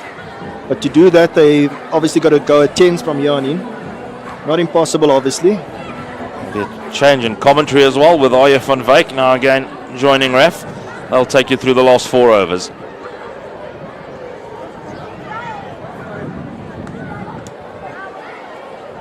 Right, everyone, last 24 balls of the innings here as Neil Bartman, he's going to bowl his third over of his allotted 4 from the Willows end. We've got a deep square, deep mid wicket, long on, long off and sweeping places boundary fielders. Yeah, Van Vuren eyeing that short boundary there, but just not timing it well, just looking like an inside edge that he got. Neil Bartman, obviously an experienced cricketer at the death. He's done this at the highest level, Yeah, no, definitely. I think Van Vuren missed out there actually. There was a pace on delivery towards the short boundary. Excuse me, I see that mid-off is up and Ferdman has dropped out. Indication that it's a slower ball towards the shorter boundary. Fearon will feel he missed out. It's just a single towards deep square. Crafty bowler, I was just about to mention, he'll look to take pace off. I think the Knights, they are slightly under pressure to get to a good score after being 72 for 1 after the power play, after the first 6 overs. And I think just that first couple of overs after the power play, which Sir Brian and Smuts bowled to bring the Dolphins back into the game, I think it's just lacked a tad of urgency from the Knights to keep on going there. And it's tied it well, but it's a long boundary and it's caught a deep mid-wicket. Yeah, when I saw that third man coming up and the field out there, that long boundary, I expected that slower ball to be bowled with that back, still be bowling it into the deck, either cramping Botha there for space.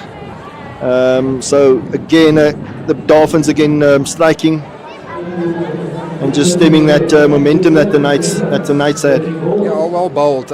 It can be predictable, sure, with third man coming up and short fine being in the ring. But the batter, he still needs to hit a 6, which is 90 meters. If his contact is not 100%, it's going to be the loss of his wicket, which we just saw in Patrick Botha. He departs for 10 from 12 balls as Gian Kluter.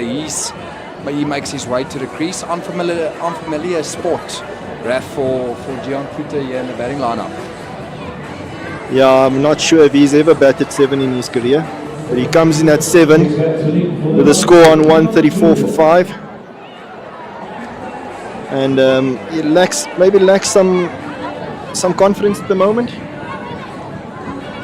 No better time than the present, and helping his team out and getting a nice partnership with Van Vieren at the death. Yeah, I think Raf, they've got a big job at their hands. At the moment. I think after that good start, we noticed that it's a good pitch. The ball is coming on, and I think the Knights slightly put it themselves under pressure, but also not to take away the terrific bowling in the middle overs here from the Dolphins so far. Likes of Jason Smith, who literally took, I think 90% of his balls was probably pace off on this big playing area. As Bartman, he's bowling his first ball to Kluter.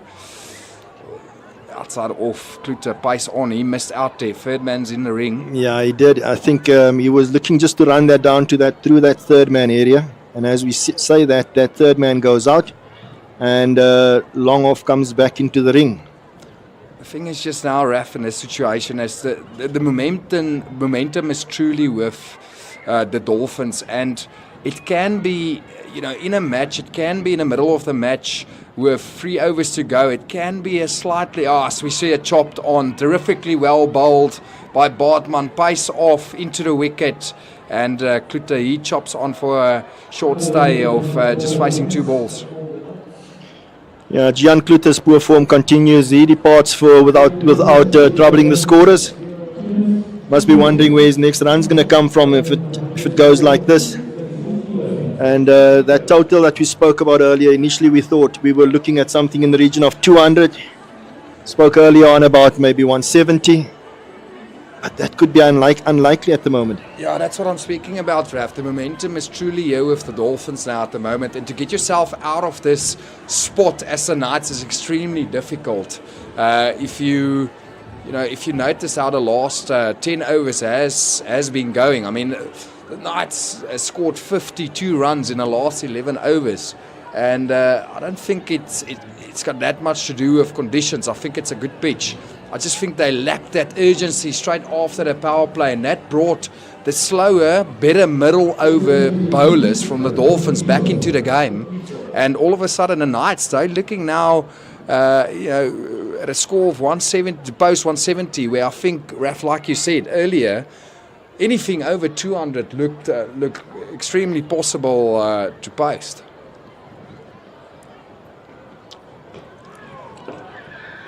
Aaron Pangiso, new to the crease. He faces his first ball, and that finishes the 17th over. The Knights say 135 for 6. They're going to battle to get 170 here, Raf. No, definitely. You're looking at the 2 batters out in the middle. Obviously, both of them can hold the bat. Pangiso in the previous game against the Titans also played a good knock. So between the two of them, they would like to bat the bulk of this 18 balls that is left. Just have a look at the bowling summary there. You presume that they're gonna bowl Smuts out. They're obviously gonna bowl Smith out now. I think Bartman he'll bowl the penultimate over, and I won't be surprised if they maybe give the last over to Similane. But anyway, Aaron Pangiso, he's new to the crease. He only faced one ball so far. He's facing Jason Smith in the 18th over from the Loch Logan end. No mid-wicket in play, 2 points. Pangiso, he knocks it into that vacant mid-wicket area. Trying to look for 2 runs, so only get 1. Yeah, I think the plans from Jason Smith is clear. I think it's going to be much of the same. Pace off with the field that he's got. The only question at this stage would be who's going to bowl that 20th over. You mentioned Similane, one of the leading wicket takers in this competition, and the other option, obviously, Tele, could also take that. Yeah, I think this is like Raf, it's very predictable, but it's very effective. It's a massive boundary towards the leg side, and he's actually tempting the night batters, saying, try and hit my pace off delivery towards the leg side boundary, as Van Vuuren does. It's slightly towards the gap. Pangiso's coming back for 2 on the arm, and 2 runs taken there from Pangiso. Yeah, again, that ball just going to the left of that deep mid-wicket fielder. But again, with those fielders out there, it could have easily also gone down, down the throat of that fielder. So the Knights need to be smart here, but they still need to obviously look to cash in this last 3 overs.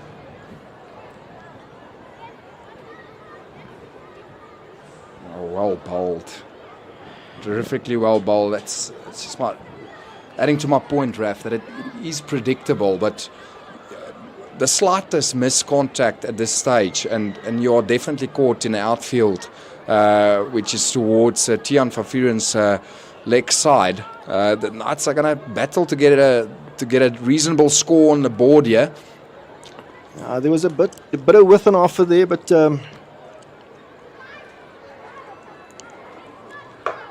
again, short, slow ball bouncer to that deep mid-wicket fielder, and Pangiso wants to come back for the second, and he's going to get run out. So Pangiso wants to go back for the second, does not get the response from Van Vuuren, and Van Vuuren gets run out at the striker's end. So the pressure telling here, and the Knights losing their 7th wicket. Yeah, good out cricket there from Marcus Ackerman. Getting quick to the ball. Tiaan van Vuuren, he wasn't up for the second run. Pangiso was coming back to what is so called the danger end, but it isn't really something like that in professional cricket. Marcus Ackerman, he has a good score, good arm, and Van Vuuren departs for 5 from 6 balls. And the Knights truly now, Rafiq, they are on a spot of border here, as the bowlers are coming out to bat with Johan van Dijk. He's strolling to the crease, joining Aaron Pangiso. Still 14 balls to go in this innings. 7 wickets down. Knights are on 159 for 7. And momentum truly here with the Dolphins, Raf.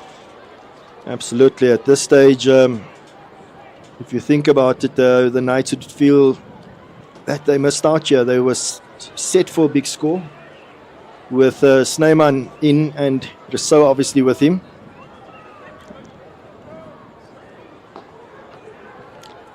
And again, you've got to give a lot of credit to the Dolphins bowlers and the captain. The 2 spinners and obviously Jason Smith doing a fantastic job at the moment. Yeah, so last ball here from Jason Smith, and he's allotted 4 overs. He bowled a terrific spell in the middle overs, taking pace off. Majority of his balls were pace off. Last ball of the 18th. Knights, they are 139 for 7. Van Dijk, he works it into the leg side, pushing hard for 2. Van Dijk slips at non-striker's end, and that concludes the 18th over. Raf, the Knights, they are 140 for 7. 2 overs to go in this innings. Yeah, just looking at Marcus Ackerman on that deep mid-wicket boundary, he's done superbly well there. Every time that ball gets played into that area, he made sure that he either cuts it and make sure that it's only one.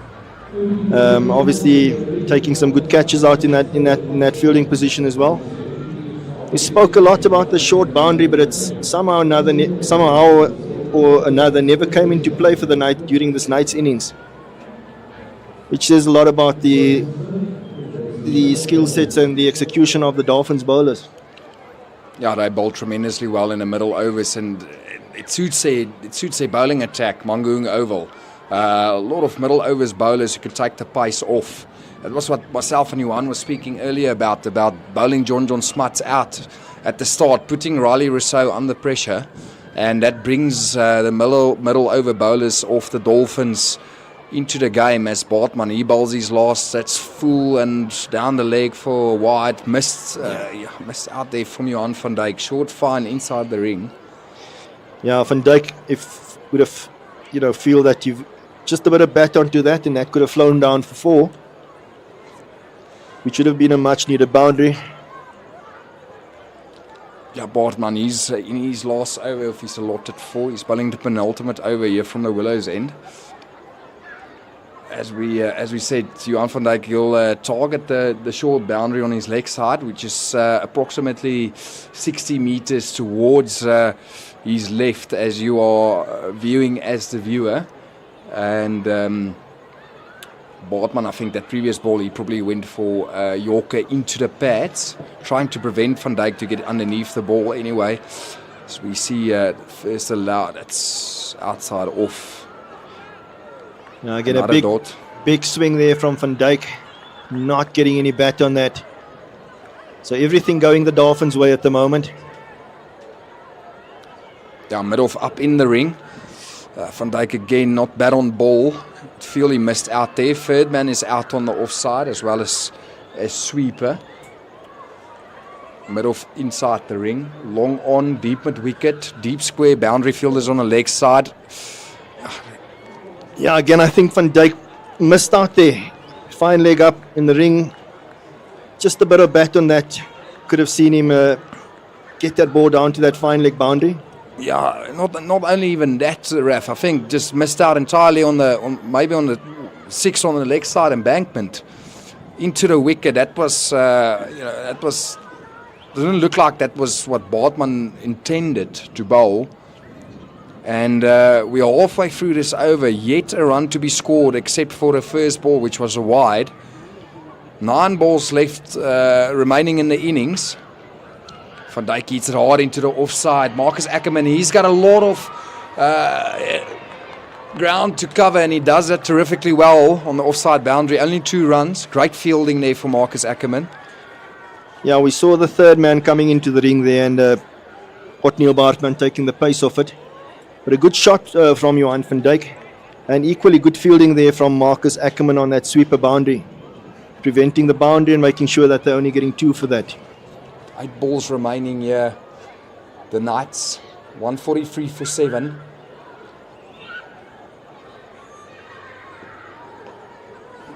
Thick outside edge, just over the fielder at short third. It's going to trickle away towards the boundary. Big chase from Sluit van Staden. That's in vain. That's 4 very needed runs for the Knights. Comes in a form of an edge, but the Knights, they won't mind in what way or form it's coming at the moment. Yeah, slightly fortunate. Seemed like it was pace off again. No, that ball just over that short third man, and then a much needed boundary for the Knights, and Johan van Dijk takes the score up to 147 for 7. And there's still 2 balls left in this over.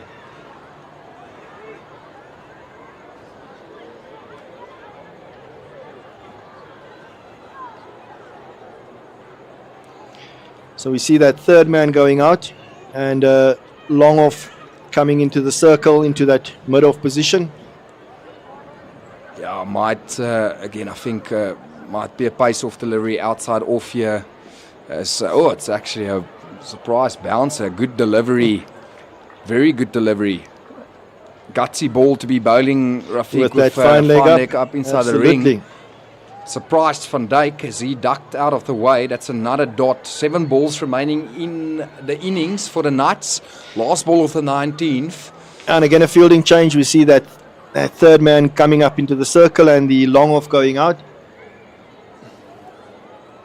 So a bit of a double bluff that previous ball. Oh, good tactical analysis from the Dolphins. This most probably will be pace off as it is. Into the wicket. Straight to long on. They're pushing for 2. That's great fielding by Andile Semalane on the long on boundary. Restricting that down to 1. 19 overs bowled. Knights, they are 148 for 7. Yeah, so it's going to be interesting to see Bowles' last over. But before we get there, obviously the India International T20 Tour. The Proteas men will take on the current ICC Men's T20 World Cup champions India in November for a thrilling 4 T20 international matches. Visit www.cricket.co.za for your tickets. Hashtag Hozanawe. Hashtag be part of it. So the last over will be bowled by Sele. He's bowled his 2 overs, 1 for 28. And he's going to be bowling to Johan van Dijk. Big over this in the context of the game, Raf. Dolphins brought themselves into the game as we see. Oh, Van Dijk, obviously with the third man and fine leg up, looking to access that scoring area. Sele, I can't imagine that he's going to bowl anything else and pace off in this over to this massive leg side boundary. Deep square, deep mid wicket, long on in position, long off out. Basically a spinner's field or a slower bowler's field. 2 points with no mid wicket. Van Dijk takes on that fielder in that deep mid wicket position and he goes big.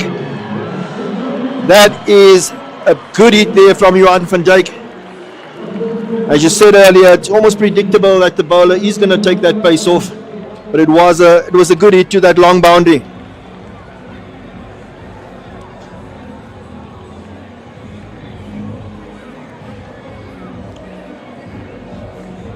Yeah, that's a massive hit from Johan van Dijk towards this massive leg side boundary. Much needed for the Knights. I was just wanting to say, Raf, that this is a very important over in the context of the match. Dolphins brought themselves back nicely into this game after leaking a lot of runs in a power play. But a good over here for the Knights, and it might just give them a bit of emphasis heading into the change rooms at the interval. As we see the third ball in this last over of the Knights, that's better. Oh, that's a run out. Pangiso, rightly so. He comes back through for a single to the keeper, but that's a terrific throw from the wicket keeper. Yeah, De Tolle has done well there. Obviously aware of the situation and just underarming that, making sure. And unfortunately for Aaron Pangiso, he loses his wicket.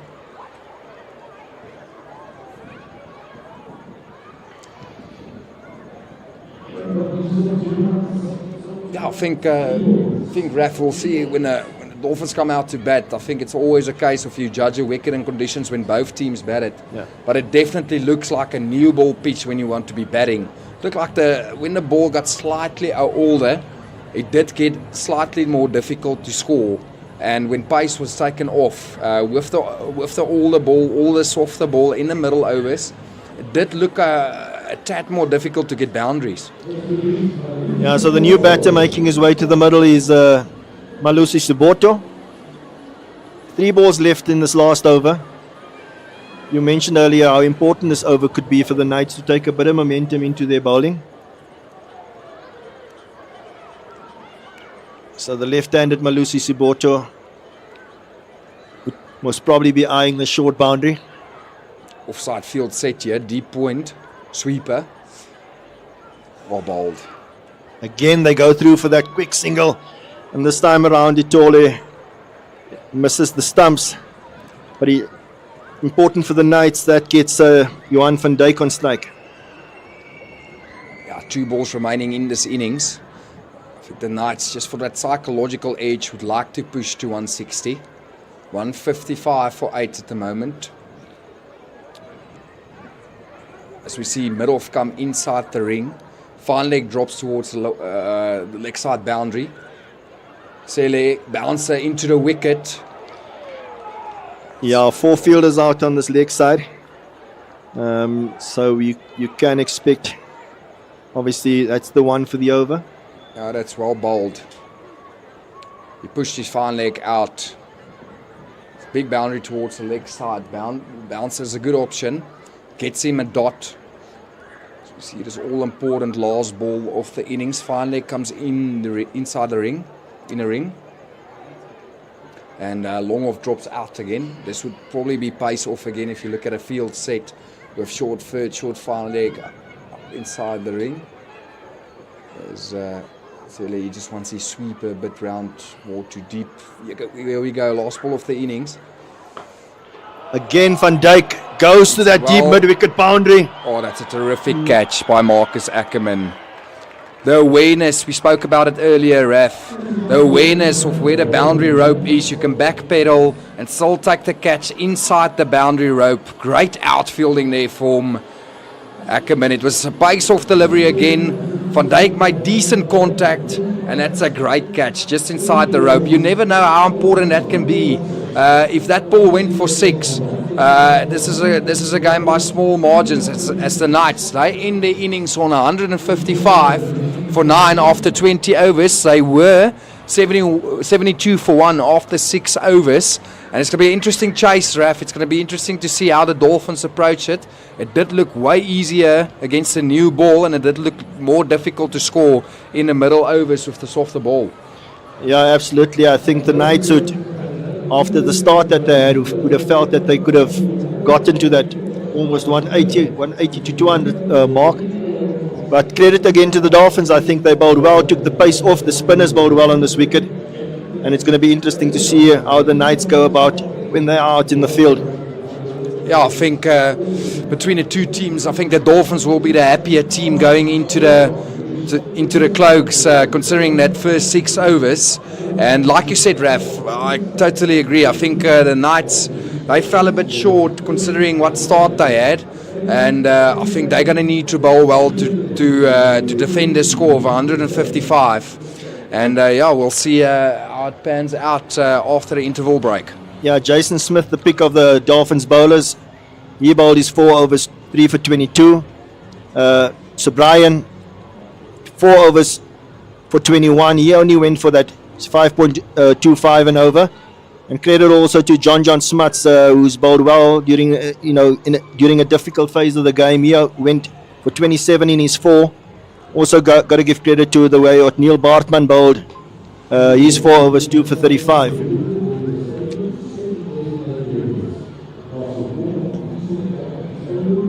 Yeah, Jason Smith pick off the bowlers there for the Dolphins. Jock Snyman, he looked full of pack and punch, and got restricted by the spinners of the Dolphins after the power play, and that brought the Dolphins solidly back into the game.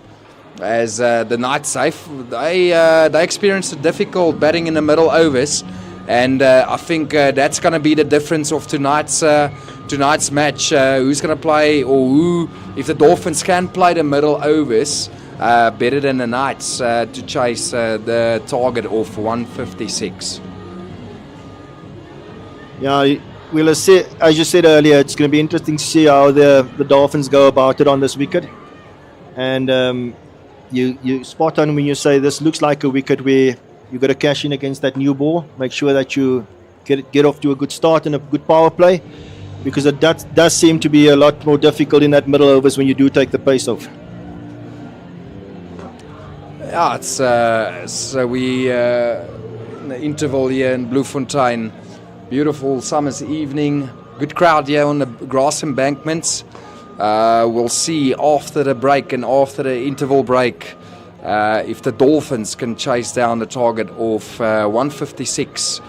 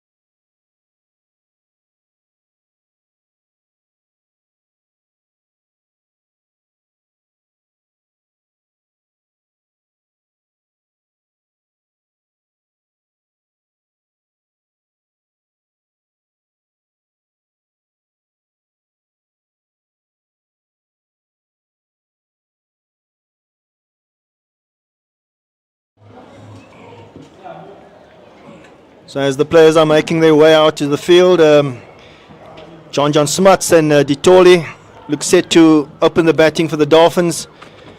And they will go about the Stars to chase down this 156 posted by the Knights. As we said earlier on, the Knights would feel slightly disappointed that they didn't post a bigger score here tonight. Yeah, they started like a house on fire in that original power play or opening power play. 72 for 1 they were after 6 overs. And I have to say, I expected this, Ref. Jacques Snyman with his off spin. Start off the innings, and it's so important in a power play. If you can let your off spinner buy you a couple, 2 overs, that's what they'll want from him right here up front.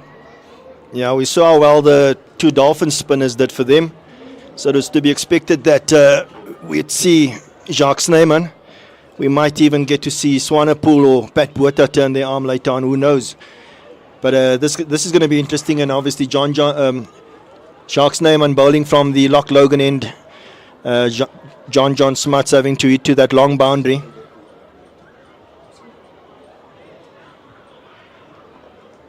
So the last over is going to be bowled to the short boundary on the leg side. That you can immediately know now. Snyman into Smuts. As you would expect, he attacks the stumps. Gets worked too long on. Ref, if the Dolphins took notice, then they'll also target this power play while the ball is nice and hard. Yeah, we spoke about that, and we felt that it does seem to be a wicket where you need to capitalize with this new ball, against the new ball. And an important detail that you mentioned there, that the Knights would have to bowl to the short boundary with the last that 20th over, if it does go to the 20th over. It's not me that noticed it. It's Arya van Wyk standing here behind us. Gave me a little pat on the back.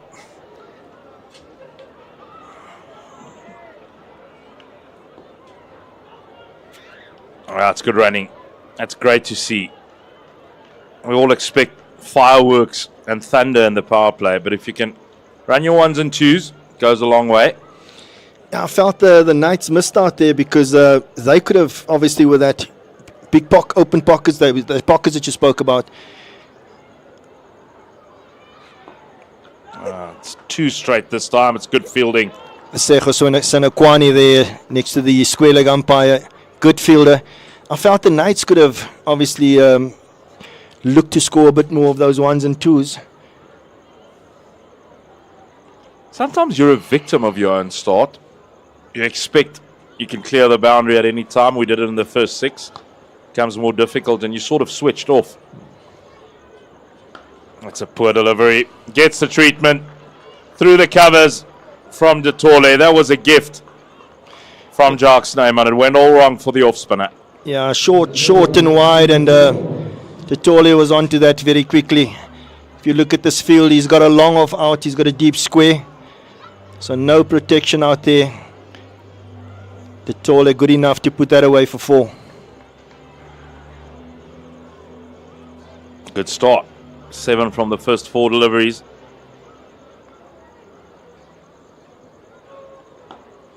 It's too short again. And I think luckily for him, I think they brought an extra fielder across to that offside. But again, not good bowling there. Got away with it.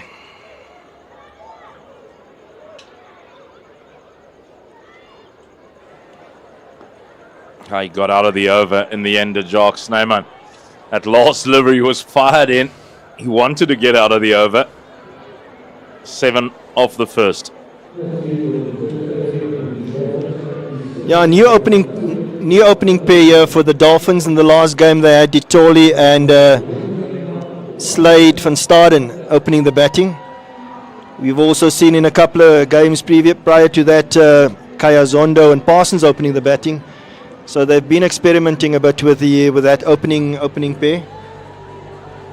Yeah, and perhaps Quinton Friend just trying to find his way, stamping his authority, looking for his best combinations. It's his first season in charge. He was very successful as the assistant coach to care of the bowlers. Imran Khan was head coach during that period, and it was a a massive period for the Dolphins. Won numerous trophies. So it's a new start. This man can hurry the best in the country, Joe van Dijk. Yeah, Joe bowling with a third man in a deep square. He's got wheels, does Joe van Dijk. He runs in at smuts. Oh, he sprays the first one down leg, lost his wrist completely. Yeah, important for the Knights. They need to be on the button, yeah. The bowlers need to be on hit their straps early on. It's going to be important that they are bowl with good discipline, yeah, especially with that short boundary in play. Another man that was schooled locally at St. Andrew's School here in Bloemfontein, Joe van Dijk. Trying to tuck John Smuts up, bowling it in at the rib cage. Gets it to short fine leg for a single. Yeah, Johan van Dijk obviously played a couple of seasons for the Northern Cape Heat. He's back home. And like you said earlier, he's got a bit of wheels, a lot expected of him. He's been attending some bowling camps at CSA. Rumoured to be one of the quickest around when he gets it right. I've seen it happen, it's no rumours.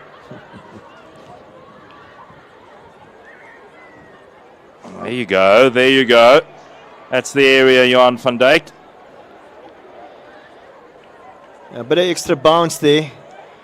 Ditole obviously looking to get that ball through the cover area to that short boundary, just missing out. But the extra pace from Van Dijk and extra bounce that he gets. Gian Klute behind the stumps didn't look too comfortable there. Some late swing. That can make a keeper look silly. Third man in a deep square out. Bowled! Top of off!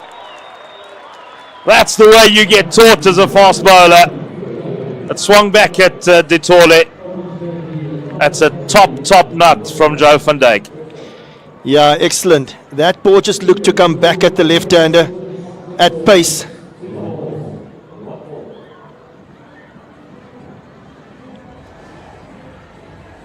That is what the coaches say day in and day out. Hit top of off.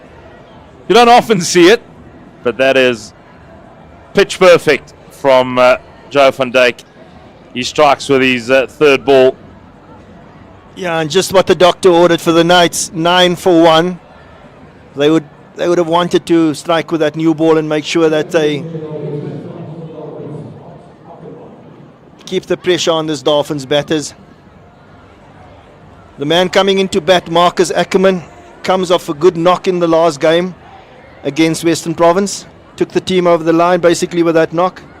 He scored a 70-odd, if I'm not mistaken. He's a proper player, this young man.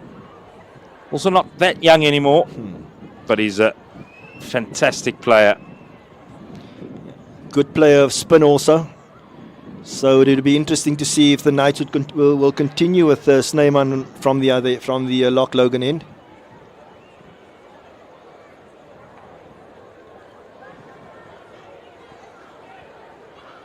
Looks like he's taking middle stump guard. He'll be mindful of the fact that Van Dijk can swing it back at him. He does that at good pace as well. At times, Van Dijk can be erratic, but when he gets it right, watch out. Now again, one left-hander replaced by another. We see this left-right-hand combination again in play.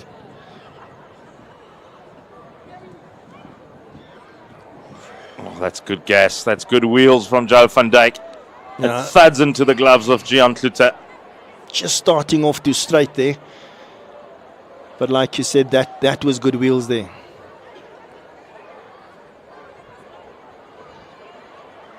Yeah, just started on that middle and leg line. Continued on its way down the leg side. Couple of wides in this first over for Johan van Dijk. Storms in. That's good. It's well played as well. Solidly in behind it. Yeah, almost a similar delivery to the one that got Itole. And Van Dijk seems to have his tail up here. He's bowling with good pace here.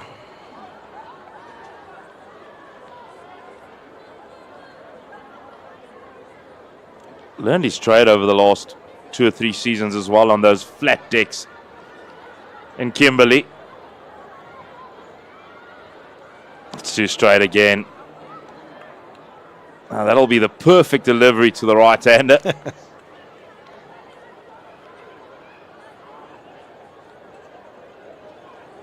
Ref, just for the people at home, you know, a season or two on a real flat deck like Kimberley or Potch, it does bowlers the world of good sometimes, because they learn they have to hit the wicket, hit that back of a length area consistently and hard. Once there is something in the wicket, it helps them then. Oh, what a catch! Oh, put it down. It's all happening. He's run him out. My word! What have we seen? John Smuts can't believe it. It was a magnificent effort, first of all. He then put it down, but he had the presence of mind to jump up and hit the stumps. It looks like Tiaan van Vuuren. Yeah. Just look at this.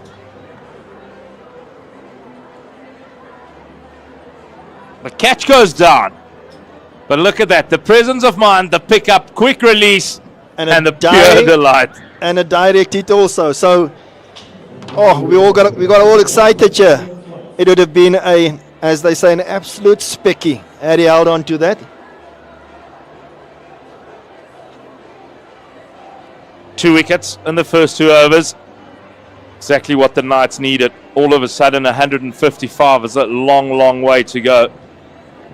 Yeah, Van Dijk was flirting with that line, almost bowling a bit too straight, and it could have so easily gone to the left or right of that field and gone for 4. But Van Vuuren, in that short fine leg position, did superbly well. And like you said, the presence of mind to just get it back onto the stumps and run out John Smuts. Yeah, I don't underestimate that, because sometimes your head just drops when you almost took that blinder, but you let it go. And, you know, you just sort of walk, pick the ball up. But he had the presence of mind to know Smuts is in trouble. Now, Van Dijk bowling at a right-hander. Jason Smith. Oh, some shape there away from Jason Smith. That's the end of an eventful second over. The Dolphins 11 for 2 after 2 overs. Our Protea men will take on the current ICC Men's T20 World Cup champions India in November for a thrilling 4 T20 international matches. Visit www.cricket.co.za for your tickets. Hashtag was on our way. Hashtag be part of it. Bowling changer for the Knights from the lock, Logan NBC. Tiaan van Vuuren comes into the attack. Again, coming off a good game against the Titans, where he bowled 4 overs for something like 27. That 17th over, I think he bowled, just went for 3 or 4 runs, and that could have been the match-winning over. He's a good cricketer. He would be full of confidence coming into this with the ball. Now, Raf, just going back to that message I read out just now, it still hurts. Reading out India as the T20 world champions, it still hurts. Get those flashbacks. Yeah, it's one of those where you felt that we were in it. We had a ticket, unfortunately, in that final, just missing out. And we see the Proteas women now also again in a semi-final of a major event, when they'll take on Australia one of these days. They've been very consistent their last few international tournaments. It's a good start from Van Vuuren. A man here from Bloemfontein in charge. Yeah, our homeboy Dylan Dupree. He's done well with the team, taking over from Hilton Moreng. Another local man. We churned them out here in the Free State. Quite a big local involvement at Springbok Rugby as well.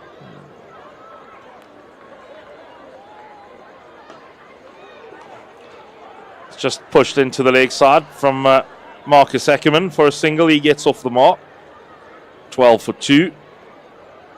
Van Vuuren is the kind of bowler that can bowl really well on this wicket. He's not express pace by any stretch of the imagination. He's quick enough. But he's also got very good changes in pace. Yeah, to the right-hander, you'll see third man going out and you'll see a deep square. So, yes, he would. It's important if you look at that offside field or in the ring that he does not give too much width here. He's probably going to look to bowl slightly straighter also. Target that off stump.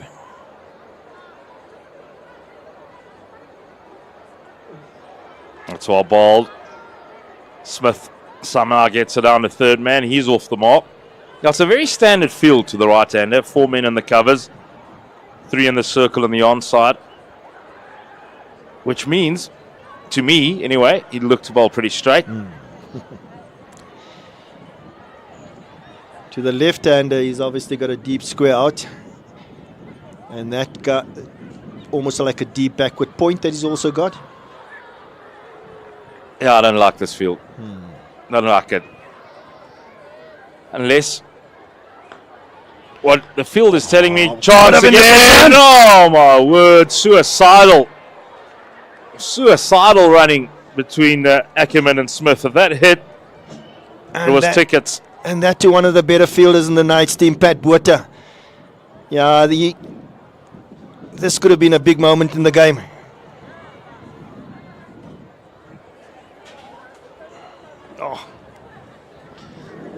Yeah, what I was about to mention about that field, the only thing is, to me, it says that he was going to drag back his length because he's got a square out and then he's got a sweep on the offside.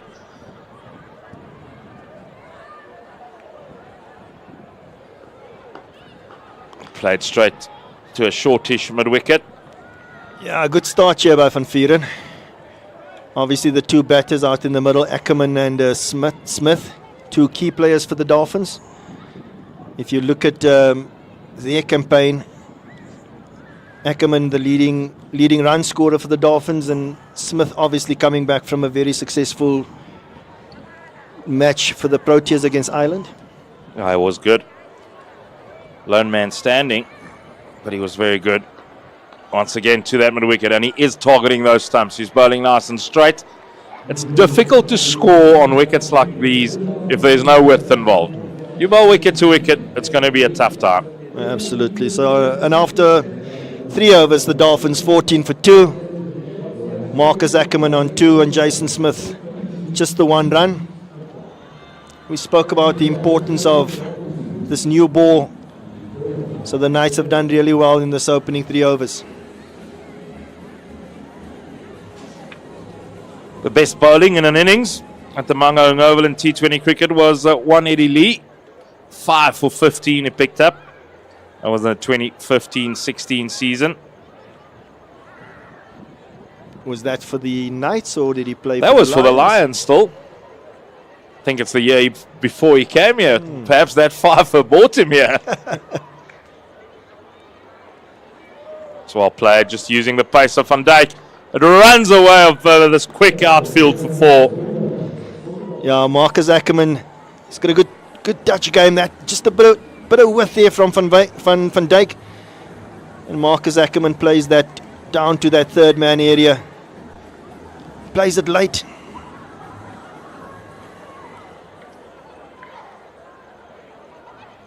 Johan van der Walt, he's got the most wickets in T20 cricket on this ground. 25 rather in 18 matches. And a very healthy average of 17.48. Boom, as he was affectionately known here in Bloemfontein.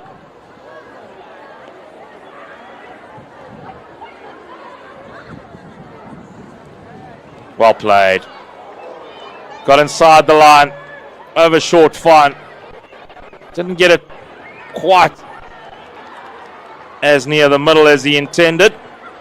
But another couple. He's just using the pace here of Joe van Dijk. He's realised he's got a bit of gas about him. Yeah, Marcus Ackerman, smart cricketer, intelligent, knows that fine leg is up in the ring. And just looking to work that over that fine leg area. Helps himself to 2 runs there.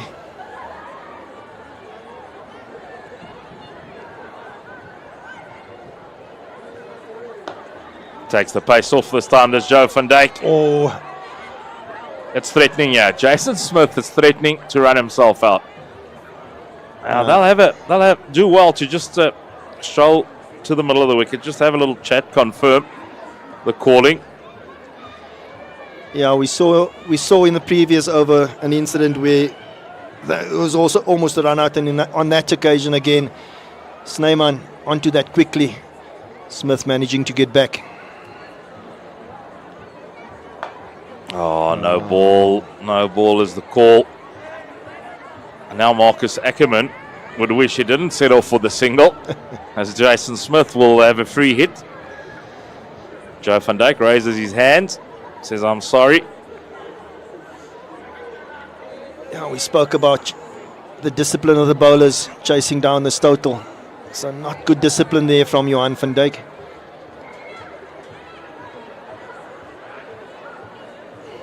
It's good to see Captain Aaron Pangiso having a chat. Obviously, with the batters taking that single, they can change the field. You see that deep square out for Jason Smith, and we see a long on going out.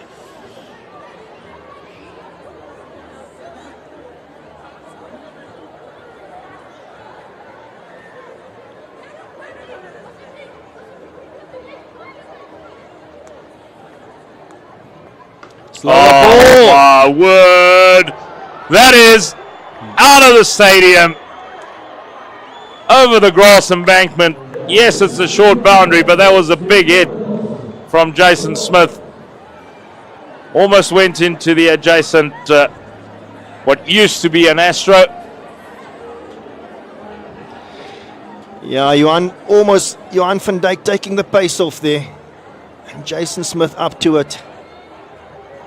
And this short boundary came into play. It's a massive, massive maximum.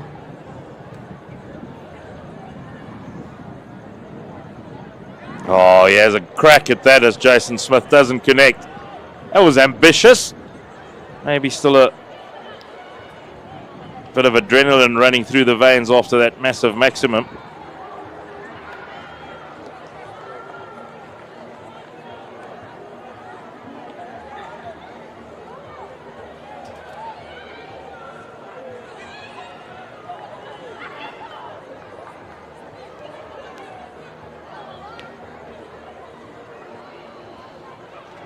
Van Dijk into Smith down the leg side. Yeah, This is becoming a rather long over. yeah, Van Dijk just needs to get out of this over. His lines have not been too good in this 2 overs that he's bowled, but he's bowled with good wheels, good pace.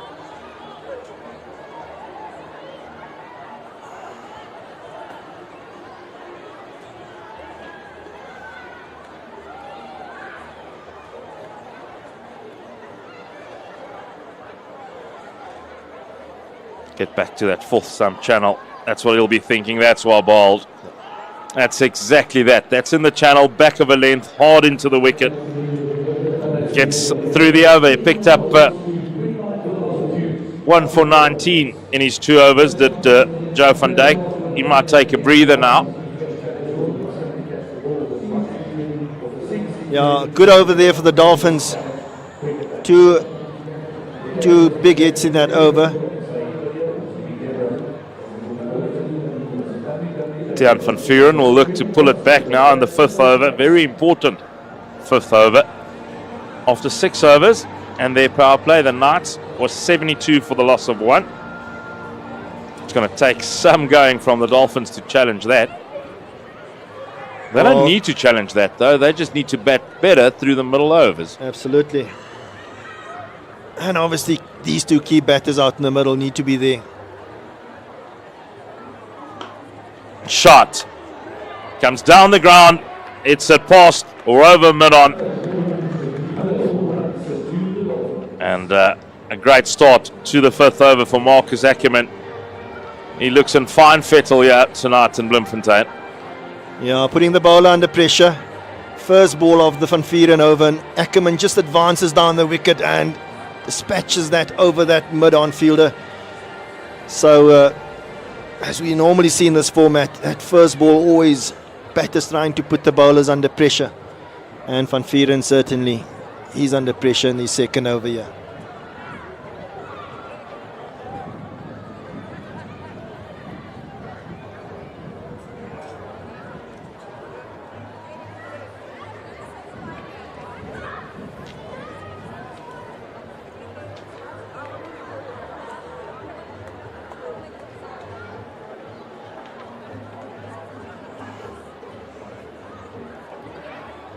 It's well worked. To deep square from Marcus Ackerman. Ackerman, he's averaging 32 during this season's campaign for the Dolphins. A higher score of 74 scored in the previous match. And at a healthy strike rate, I suppose, as well. I think somewhere in the high 130s. 138. You did your homework, Raf. Did a bit of studying overnight. Still allergic to that word.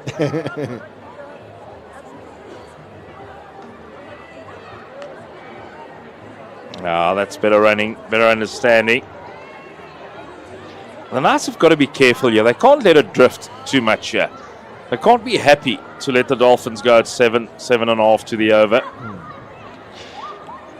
Yeah, Parsons got a few runs in the previous game. He saw the Dolphins home. I think he got close to 30, not out.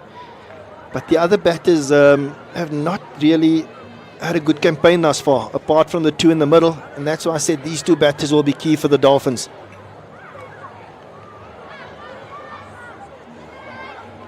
Again. Shot. Powerful hands through the ball. Great wrists. Thuds into the mid-wicket boundary. And Marcus Ackerman means business here. He's taken a liking to Tiaan van Vuuren. He knows he's going to attack the stumps. And that's why he's walking down at him.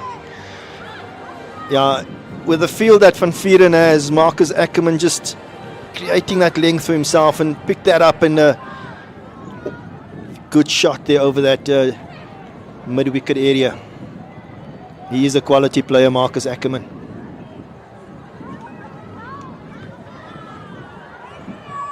Again, not a good line from Tiaan van Vuuren with fine leg up in the ring, going too straight, and Marcus Ackerman is too good to miss out there. So this is where captain and bowler sometimes need to meet each other halfway. Almost exclusively, Ackerman has scored on the leg side. He knows they're going to attack it straight, so he sort of walks across. Look at him, he gets himself onto off stump. So this is where a slight change in tactic. It's got a massive boundary on the offside. Perhaps go 5th or 6th stump. Get protection. He's got protection out there already. Maybe just a change in line.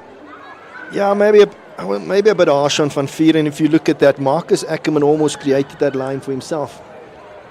With that fine leg up, he's intelligent. He's an intelligent cricketer. I'm going the other way. Bringing the sweeper up, another man out on the leg side, so he'll still be bowling straight. There's a chance now. Top edge. Who's calling for it? Lands in no man's land. Oh, Ackerman has injured himself by the looks of things. Yeah, just holding on to that right hammy. Top edge there, and some good fortune there for the Dolphins. That would have been a big wicket had that gone to hand. I'd like to go back to the tactics there. You conceded 3 boundaries by bowling straight. Brought in your sweeper boundary, or sweeper boundary rider. Put another man out on a leg side boundary, but on a very, very small boundary. If Ackerman's going to attack there, he's going to hit it over them anyway. Yeah. So I don't necessarily agree with the tactic. That's just me. I might be wrong, Raf. No, you're spot on. I think, if anything, you do not want to be bowling there to that boundary. You want him to actually hit you to that bigger the long boundary. So, yeah, it's one where they Ackerman might feel that he missed out, but the Knights would have also felt that with that top edge, that ball could have gone anywhere.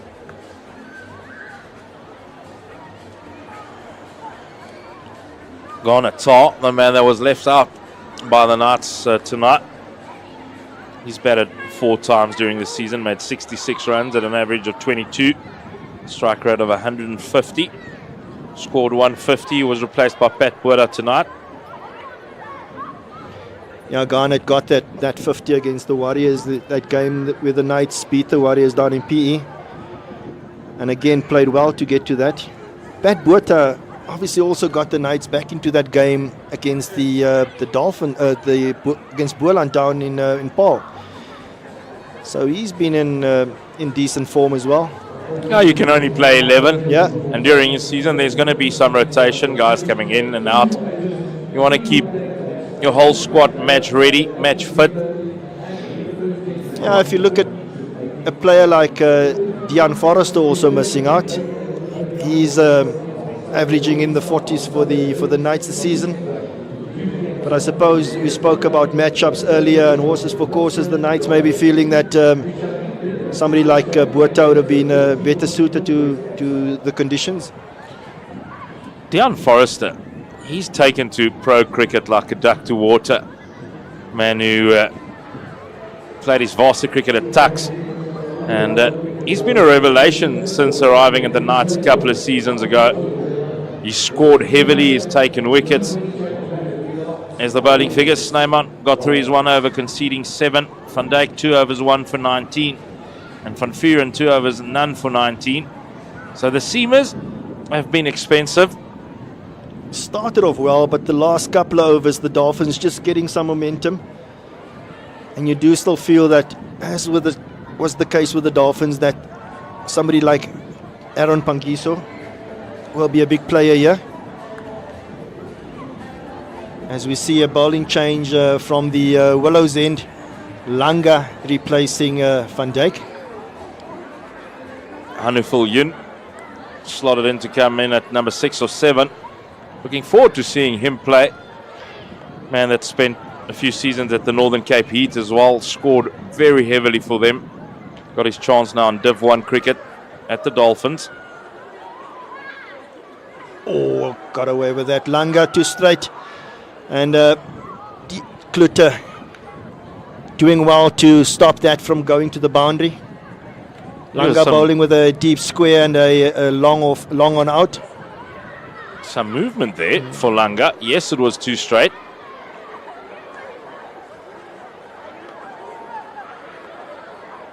Definitely some tail into the right-hander. But his action tells you as much. Yeah. Another key bowler tonight for the Knights will be Malusi Sibota, one of the leading wicket takers in this competition. I suppose we'll see him coming on from that Loch Logan end. Oh, he's definitely moving it. He's moving it away from the left-hander as Langa. No great pace. Again, you can see what Ackerman is trying to do, trying to create that length for him and trying to access this area behind mid-off and mid-on.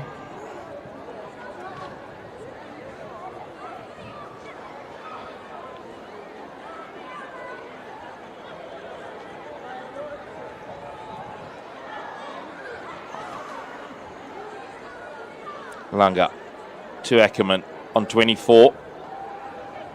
He moves all over his crease, plays it beautifully.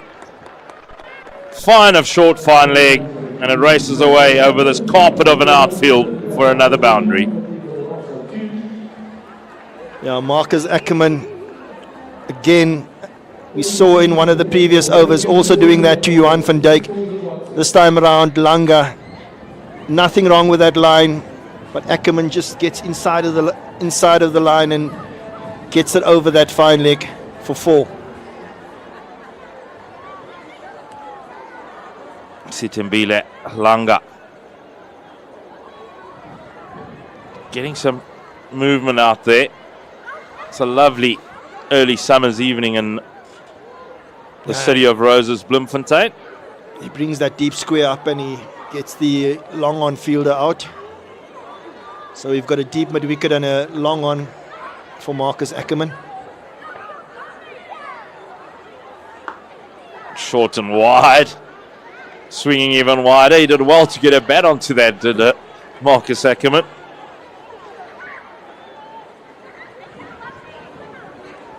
Yeah, just that ball, if you think about it and looking at this field, just flirting a bit with danger there. 4 men in the covers, a short third man as well. He plays the scoop again, surely. Yes! If you're a Knights fan, change of pace by Langa, well bowled. And Marcus Ackerman, the danger man, departs the scene. Big wicket for the Knights. Marcus Ackerman, a player in form. He gets 28 runs off 18 balls. And the Knights will be happy to see the back of him. Langa up to it this time, just taking the pace off it.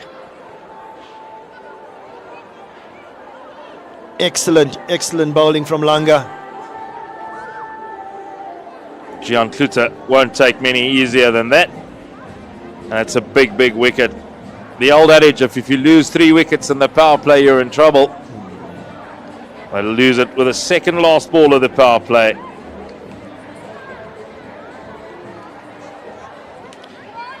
New batter is Bryce Parsons.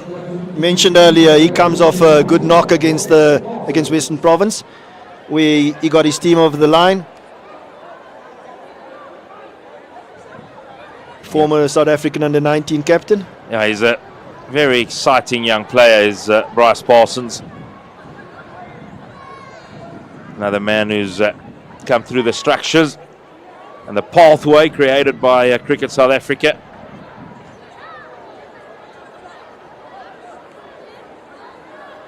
One left-hander replaces another. And the last ball of the power play. And that'll most probably be something that the coaching staff would have planned out, is try and have a left-right-hand combination at the wicket for as long as you can. Replace like with like. Yeah, especially with this short boundary. Langa into Parsons.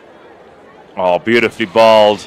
He'll be challenging for a left-hander. Straight up will Sitembishe Langa. And that's the end of the 6th over, the end of the power play. And the Dolphins 50 for the loss of 3. At the same time, the Knights were 72 for 1. That's a 22-run lead at the end of that power play, as I'm joined in commentary by Arya van Wyk. Arya, your take on that power play? Yeah, I think quite two-sided, to be honest, Johan. I think this match is right in a balance. There's a compelling stat that if you pick up 3 wickets in a power play, you have a 75% chance of winning a cricket game. But with that being said, the Dolphins, they require another 106 runs from 84 deliveries, as we see a bowling change from the Loch Logan end, Aubrey Swanepoel into the attack. He's a wily old character, Aubrey Swanepoel, as they run really nicely, and they run a couple. He can bowl you some licorice, all sorts can Aubrey Swanepoel. He can stick in the old leggy, throws a couple of offies, bowls a seamer from the spinner run up every now and then. Keeps things exciting, he keeps things changing, doesn't allow the batters to settle. Yeah, Johan, I think to fully answer your question, I think the match is perfectly in a balance here. We've got a we've got a good batter here, and Jason Swift at the crease as the attacker scampered single to extra cover.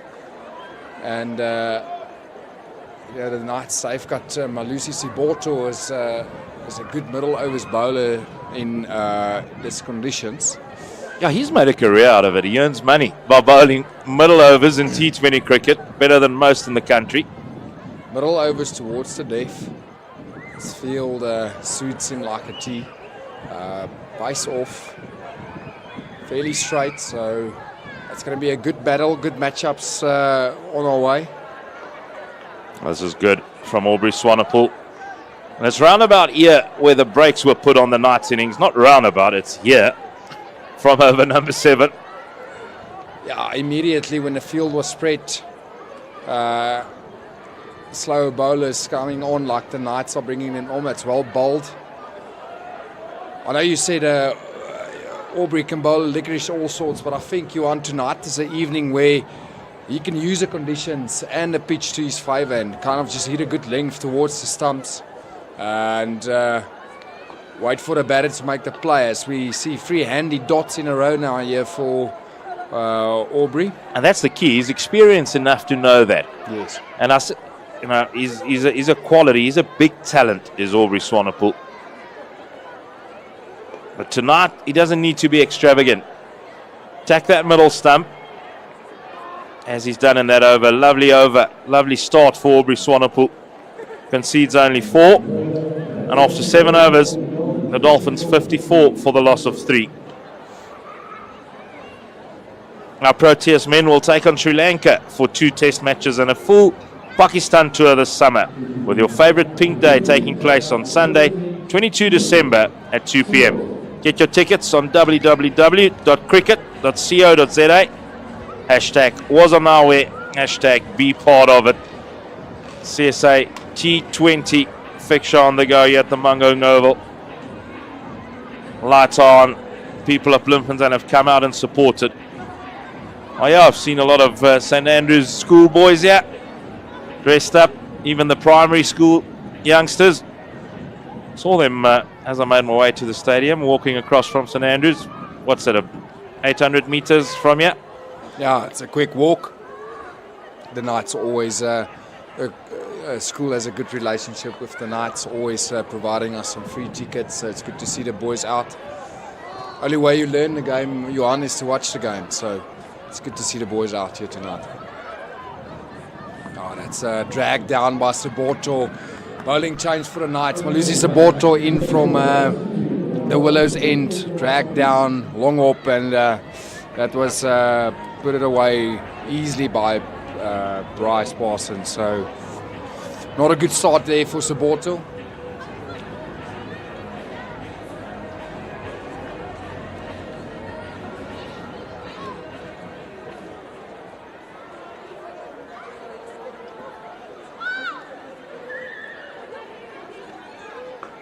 Oh, attacking the stumps. Yeah, that's better from Malusi. His first ball was a poor ball, dragged down. That's better. He's a skinny bowler as well. So, this wicket at Mangaung Oval, it normally gets quite low in the second innings. So it suits Malusi to a T, and that's way better on the money, attacking the stumps. It's well played, a bit of width outside the off stump. Played square on the offside for a boundary. Bryce Parsons gets himself going. And Gian Kluter takes a run down the wicket to have a chat with his bowler, Malusi Siboto.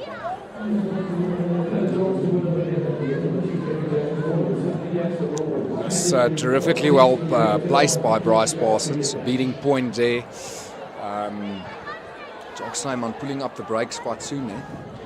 Sign of a quality player. Plays the square from just outside the off stump. That's better. That's better from Siboto.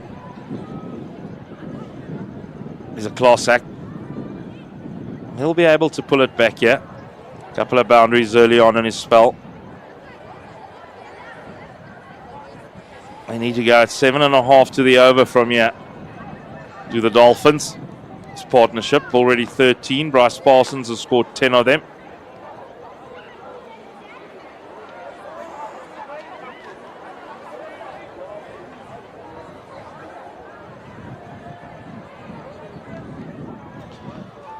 It's worked fine on the leg side.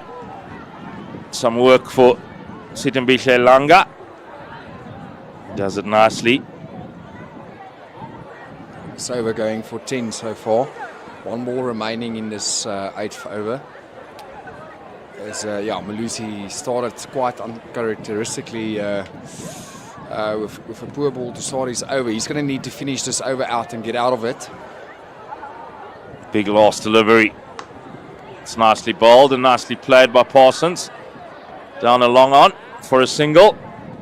That ends the 8th over.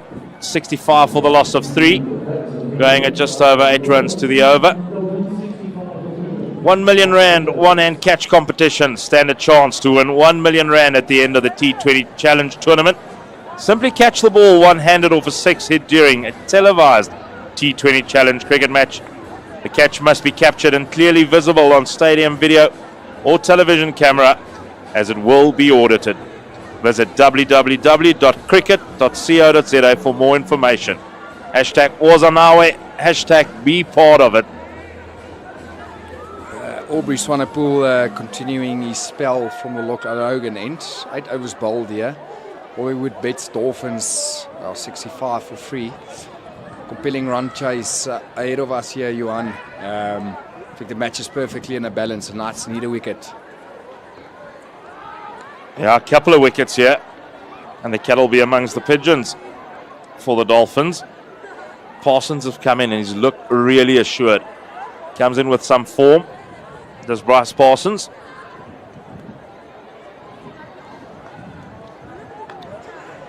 It's well bowled. Worked into the leg side by Parsons for 1. He made 27 not out.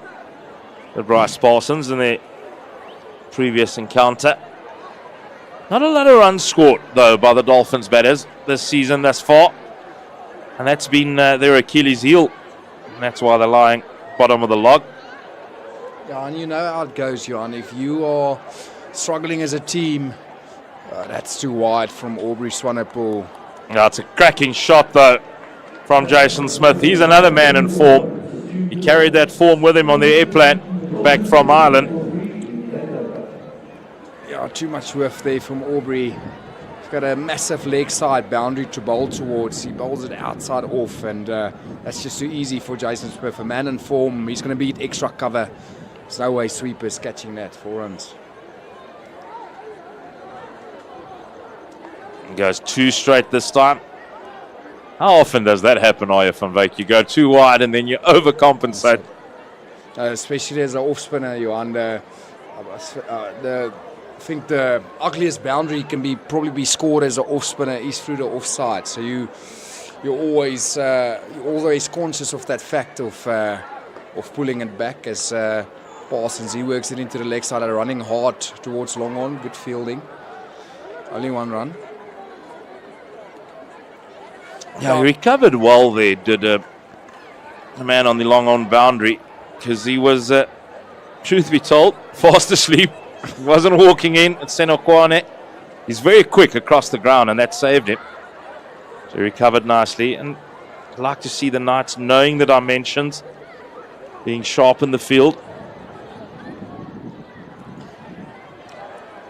Will they come back for a second this time? Indeed they do. Good running. That's great batting by Jason Smith. Got it into one of those pockets, we spoke about.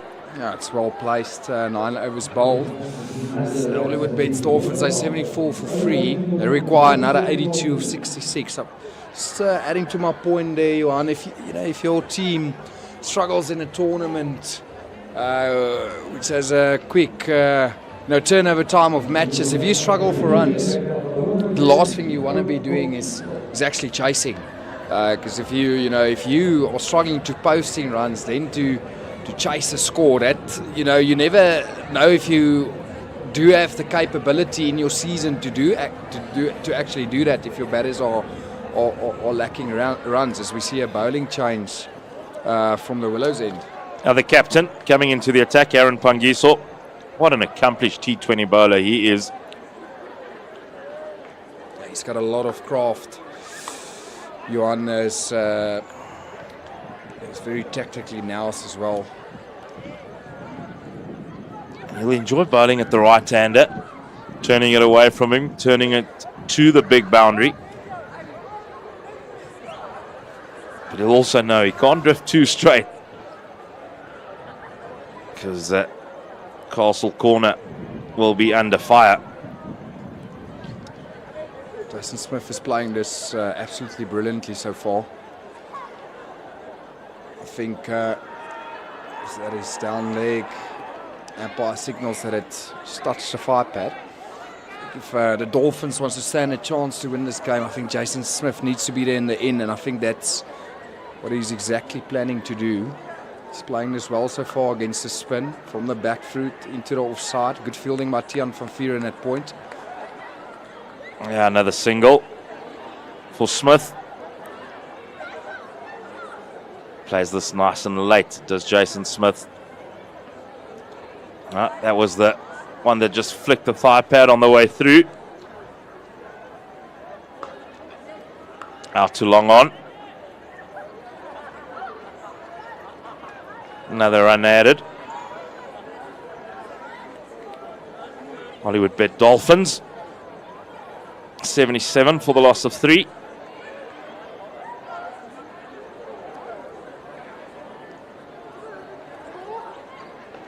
Oh, well bowled. He took the pace off it. You could see Jason Smith searching for it.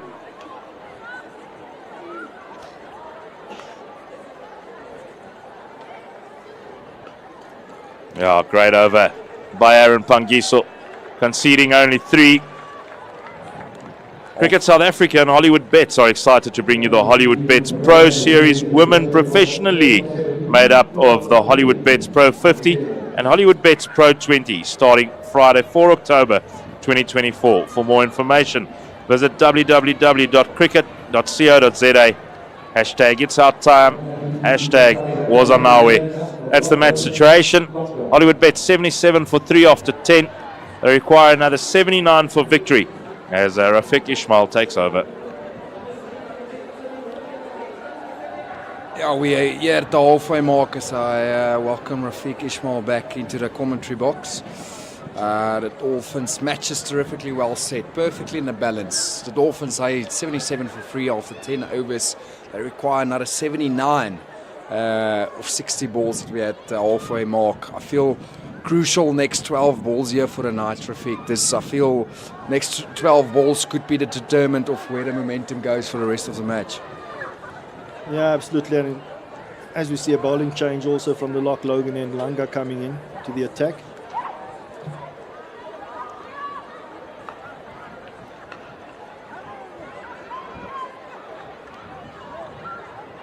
The Dolphins batters have been running well between the wickets. They've turned those ones into twos, and I just felt that was lacking a bit when the Knights were batting. So these two batters are actually doing quite well. So for the Knights, obviously they need to break this partnership, but if they don't do it, exactly what Pangiso did in the previous over, try and dry up the runs and create that pressure in that way, and hopefully that gets you the wicket.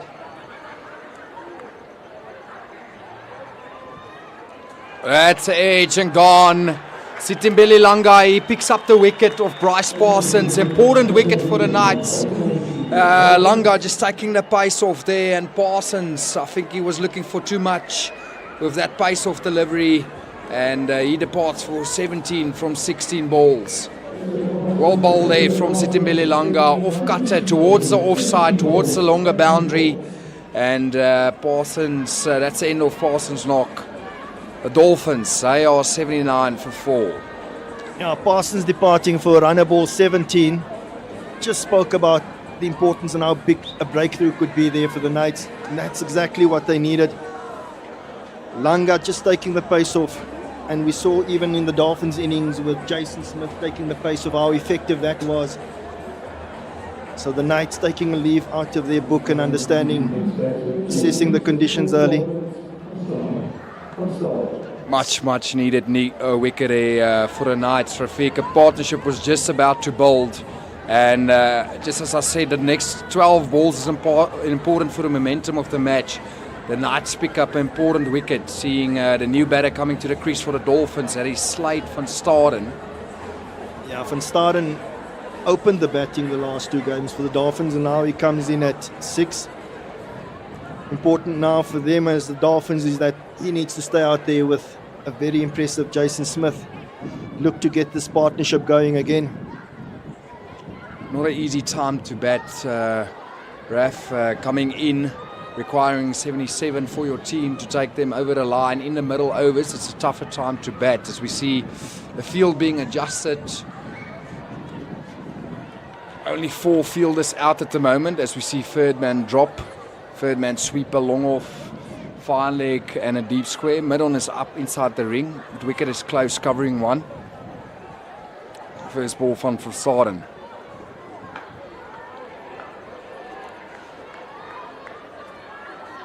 So that 3 fielders out on the offside.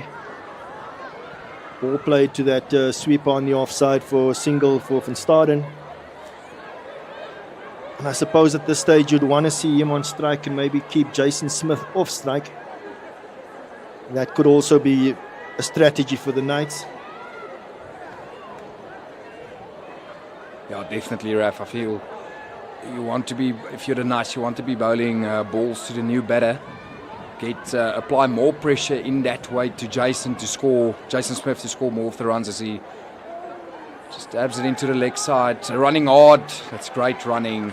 It's always 2. If you leave the ball on the circle dot without a mid-wicket, it's always 2. The boundary fielder has 30 meters to run. Good awareness there from both batters. Yeah, especially Jason Smith, I think, just tucking that into the leg side and making obviously the field on that deep square leg boundary and the deep mid wicket. They off the boundary, about 10 off the boundary, but still not enough pace on that ball and an easy 2 runs for them.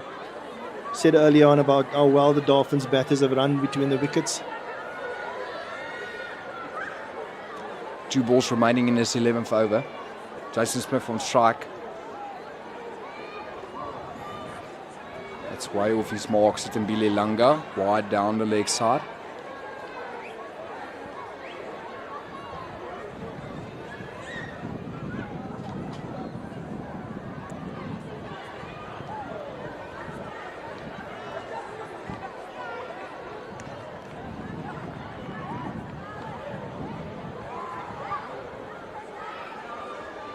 Langa to Smith. Again, Jason just playing that to that deep square leg fielder this time. Only for 1. Tiaan van Vieren doing the fielding there at deep square leg. So 1 more to go in this 11th over with the score on 84 for 4. And you mentioned it earlier, this game is evenly poised at this stage, especially with Jason Smith there.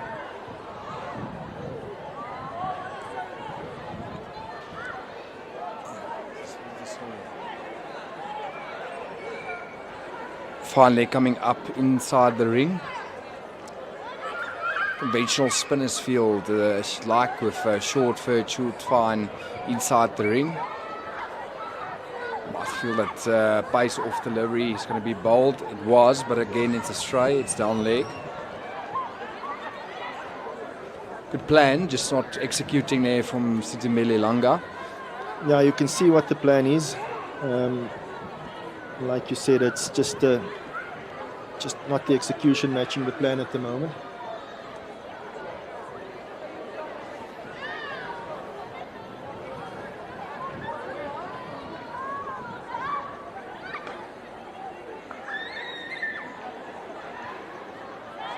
So that's the end of the 11th over. Dolphins 86 for 4. As we remind you of the England Women's Inbound International Tour. Our Proteas women will take on England women this coming summer for 3 T20 international matches, 3 one-day international matches. Black Day on Sunday the 8th of December and 1 test match from the 15th till the 18th of December. Visit www.cricket.co.za for more information and your tickets. #Hosanawe, #be part of it. Bowling change from the Willows end. Interesting change, bringing Johan van Dijk back into the attack. Saw how effectively pace off worked for the Dolphins. Johan van Dijk, he's got some wheels behind his ball. He's only got 4 fielders outside the ring. It's sweeper, third man, fine leg and deep square. As van Dijk, he runs in to Slate van Staden. First ball on the money. Hard length at top of the stumps. Now, we said earlier on, the Knights would like to be bowling a lot more balls to Slade van Staden. They've got the extra fielder in the ring, trying to keep him on strike. That's an aggressive play, this, Raf. I think they are targeting to pick up a wicket here as they push out long off. That's the fifth fielder outside the ring. New batter on strike, Slade van Staden. He's 2 from 3 balls. Good bowling from Van Dijk. You look at this field and you do think that he's going to be bowling that hard length. And he's, at the moment, those 2 dot balls creating a bit more pressure on Van Staden and on the Dolphins here.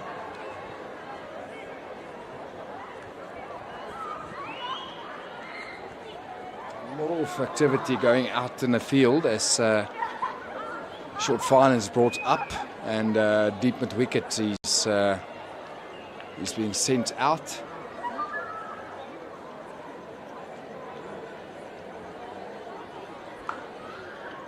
Looks like a pace off delivery outside off. That's just 1 for Van Staden to the sweeper boundary. Yeah, Van Dijk bowling to his field here. He's got those 3 fielders out on the offside. Took the pace off there.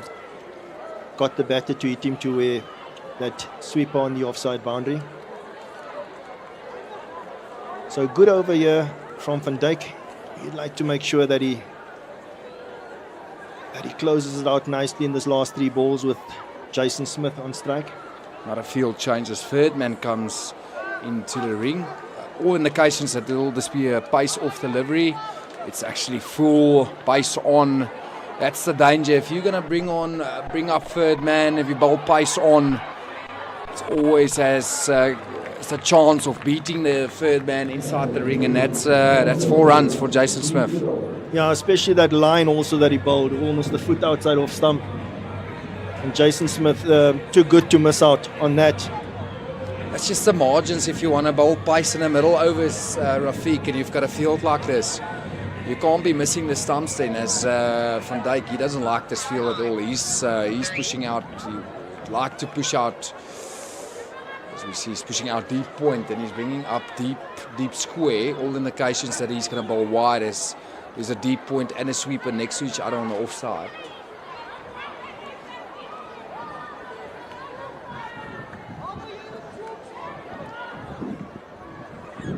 Two balls remaining in the 12th.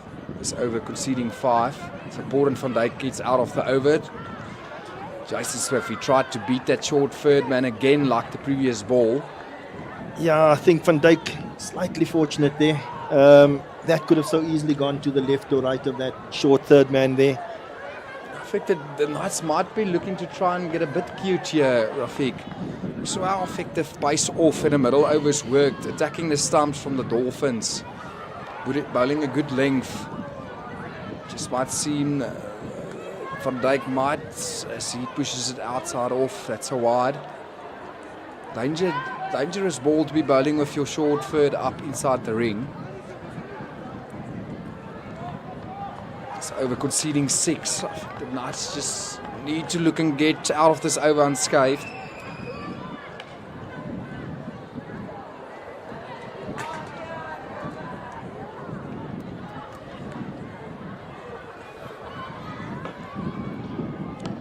Good shot, but straight to extra cover. So Van Dijk manages to get out the over. That over just going for 6 runs. Spoke about it earlier and how important it is that they, dry up the runs and make sure that if they don't take the wickets, that they get that run rate to creep up. But again, the key player here for the Dolphins will be Jason Smith. He's on 27, not out after 24 balls. And the Knights would love to see the back of him. Still feel that the guy bowling from the Loch Logan end at the moment, the skipper, Aaron Pangiso, he's still got 3 overs left. He's still got to have a big say in this game. Malusi Sibote will still have to come back, and he's been good for the Knights this season. Yeah, Aaron Pangiso, he switched ends, so he's bringing himself on from the Loch Logan end. I do think it's a better play towards the longer leg side boundary. And as you said, Raf, Malusi, he still also has a handful of overs left. So as Pangiso, he bowls it straight. It's worked into the leg side from Van Staden for only for 1 run. Tian van Vieren doing the fielding. I must say, I do get the sense that the Knights are keeping back their better middle over bowlers for when the Dolphins might launch attack towards this score of 156. Yeah, they won't mind this. The ones and the singles coming. It's the boundaries that they're gonna prevent. And as we said earlier, they want to keep Van Staden on strike for as long as possible. Played into the leg side again from Van Staden. This partnership is bowling nicely. 16 runs at the moment.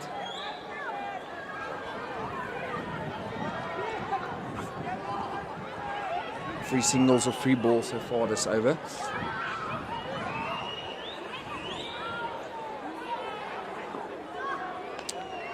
Work conservatively again from Smith into the leg side. Van Staden is turning for 2. Oh, there was a big run-out opportunity there. Not a good throw from the fielder on that long on boundary. I think Van Staden was in trouble there. Had that been a better throw, could have seen the end of Slade Van Staden. Yeah, he chanced his arm there, that Slade Van Staden. Worked out for him that time. Quick single. Again. And Van Staden makes it quite comfortably at the end. Brought some good energy to the crease. Van Staden, he doesn't want to lose his wicket with a silly run out. As there's one ball to go in this 13th over. Yeah, again, if that had been a better throw, it could have been the end of him as well. So two missed opportunities, I think, for the Knights in that over. Decent over for the Dolphins. They're getting 7 from that, so staying with the run rate. And obviously keeping that some wickets in hand here. Again, I'm going to say that Jason Smith, the key batter here for the Dolphins. Dolphins, they require 57 from 42. You just get the feel that as Sitembele Langa, he's also changing ends. He's now going to come on from the Willows end. It just feels like the Knights are going to need to find a way to build some more pressure, bowl more dots towards the batters if they want to stretch out this chase. As Dolphins, in particular in Jason Smith, approaching this chase quite well. He needs a partner though on the other side who's going to support him. Yeah, Langa, the pick of the bowlers. He's coming in from the Willows end to Slade Van Staden. Again, pace off. Spoke about how well it worked for the Dolphins, and Langa, obviously a good skill that he has is to take that pace off. Yeah, short third, short fine inside the ring. All indications that Langa will bowl pace off. Must be said, he's bowling to the shorter boundary at the moment. Van Staden, he's on strike. Works into the leg side. Another good ball by Langa. Pace off again. Only a single to Jacques Snyman, who's there on the deep square boundary. That's the 100 up for the Dolphins in the 14th over. 100 coming off 88 balls, 10 fours and 1 maximum. Yeah, it's 56 required of 40 balls. Knights need a couple of dots here. Even better, they need a wicket. Deep point is sent out. Deep squares inside the ring. Big shot for LBW. Over. Maybe just outside the line. All bowled again from Langa. Yeah, Jason Smith knew what to expect there, and he was obviously eyeing that short boundary. Yeah, for Jason Smith, as you can see, walking over, targeting a square leg boundary. Square leg was brought up for that ball. I say it looked closer than what it initially looked there, Raf, as Van Staden, he's on strike. He punches it down to long off 1. Yeah, a good over so far from Langa. as you said earlier on, the Knights would like to squeeze a couple more dots into every over. That just creates a bit more pressure. Yeah, important 2 balls here. Very good over so far from Sitimbele Langa. Deep squares inside the ring again. Square legs up inside the ring. Deep pointers out. Sweepers out. He's got a ball wide outside off of this field. What's Jason Smith's response got? He's walking over again. Slash outside off. Pace on. Great fielding there by Jose Kwane. Bad again. throw. Good fielding, but the throw just off the mark. And again, that could have been an opportunity for the Knights to get Jason Smith's wicket. Sorry, you could see that there's an intentional effort from the Dolphins to put the boundary fielders under pressure. Like you said, Raf, that was lacking in the Knights' innings. A good throw there, and Jason Smith was gone for all money. Sitimbele Langa, he needs to finish this over well. He needs to get out of his over. Last ball off for the 14th over. Smith on strike. He walks over. That's a brilliant shot. Absolutely brilliant shot. He walks over on one knee, slog sweep into Castle corner. Square leg was in the ring. Pace off. He knew what was expected. And that's a brilliant play from Jason Smith. The Dolphins, they well on their way to chase the score of 156. Yeah, Jason Smith in that same over, he was looking to do that. And this time around, his execution is spot on. Big ball for the Dolphins, and obviously the Knights would not want to concede about a big 6 in that of that last ball. Jason Smith doing well here. He's on 39 not out, and Van Staden, who's joined him, has actually rotated strike well, tried to get Jason Smith on strike. Dolphins, they require another 46 from 36, and as I said, Rafiq, the Knights, they crucially need a wicket here. Aaron Pengiso, he's going to bowl his third over from the Loch Logan end. Just wondering, for how late they're going to leave Malusi Siboto, as Sitimbele Langa bowled his previous over here from the Willows end. He also bowled 3 overs so far. Siboto, he has only bowled the 1 over so far for 11, as we see him at wicket now on play. Would have liked to see it a bit earlier, to be honest, to save that dot, that exact dot the batter just scored. Played. Yeah, quite happy to see the mid-wicket. Obviously, we saw earlier on how easy it was for the Dolphins batters just to get 1 or 2 through that area. So you're just forcing them to do something different. Yeah, exactly, Rafiq. In professional cricket, it's either mid-wicket or you have 2 points. And if you have a mid-wicket, you're going to force a batter to play a reverse sweep against a skidding Aaron Pengiso who's hitting the stumps. And look, if the batter makes the play and it comes off, well done. But if he misses the ball, he's out. And I think that's the risk you need to take now. It looks like that's the risk the Knights are taking. It's Jason Smith, he's on strike. Oh, well played. Pass extra cover. They're running hard again. Looks like 2. Slade van Staden, brilliant running. Yeah, the Dolphins doing well here. Just getting the 1s and 2s, and that should see them home. They don't need to do anything funny. Anything 1s and 2s sees them win the game. And Staden's running well between the wickets. Yeah, Jason Smith has been playing this middle overs exceptionally well so far. Looks like he's been doing it for years. He's not at all, to be honest, but he has played at the franchise cricket for a while now. So that ball pushed out for sweeper for 1. Yeah, it's looking quite easy at the moment for the Dolphins. They need 42 of 32 balls, and they're managing to navigate themselves through this period of the game quite nicely.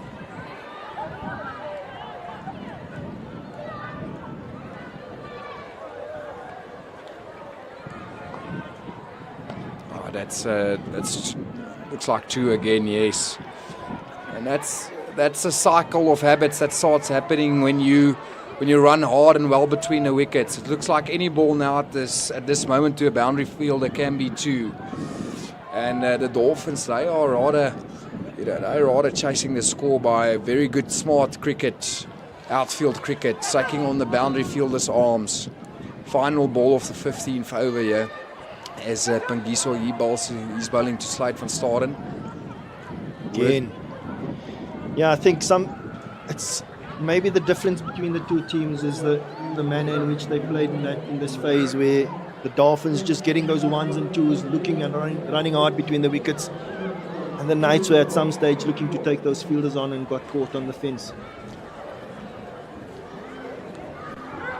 Yeah, I remember Rafiq, when T20 cricket has just started. We all thought that I think it was back in 2003, 2004 when everyone thought the slower bowlers is going to go out of the game. I feel the batting team who can play the slower bowlers, the best in the middle overs, they are normally the best batting teams, and I feel that's what the Dolphins so far. You don't want to jinx this. They only need 39 or 50 balls, but so far the Dolphins has been playing the slower bowlers and the middle overs a bit better than what the Knights did. The Knights did face an immense amount of dots in the middle overs, which I think costed them dearly to get to a good score. Thought that was Malusi Siboto. He's going to come back into the attack. He only bowled a solitary over for 11 runs. He's coming into the attack from the Willows end. Yeah, spot on. I have to agree with that observation that you make there. The Dolphins have obviously, and I see that as the difference between the two teams, and it could be the difference between winning and losing at the end of the day. So Ozan, now we're to the Sri Lanka and Pakistan international tour. Our Proteas men will take on Sri Lanka for the two test matches in the full Pakistan tour this summer, with your favorite pink day taking place on Sunday the 22nd of December at 2 p.m. Get your tickets on www.cricket.co.za, #WazanNawe, #be part of it. Jason Smith just getting some running repairs. It looks like a bit of cramp in the right hamstring. I'm sure he wants to see his team home here. Good knock so far by him. International player for the Dolphins. Came back recently from the island, from the tour against Ireland. We represented the Proteas in a couple of white ball games. So with 5 overs to go, you'd think that Siboto's got obviously 4 left. He's not going to be bowling 4 overs. Could he be bowling 3 on the trot here? Definitely Pangiso's got 1 left. He'll bowl another one. And you might just... It's going to be interesting to see if Malusi Siboto will be bowling 3 overs on the trot here. Yeah, well, if there's one guy who's going to pull this back for the Knights, it's Malusi Siboto. He's got a world of experience. He's running in from the Willows end. Let's start in. Well fielded off his own bowling, Malusi Siboto. It's a good line and length, pace off. Yeah, pace off is the name of the game here. See a lot more of those. Obviously with that third man and fine leg up.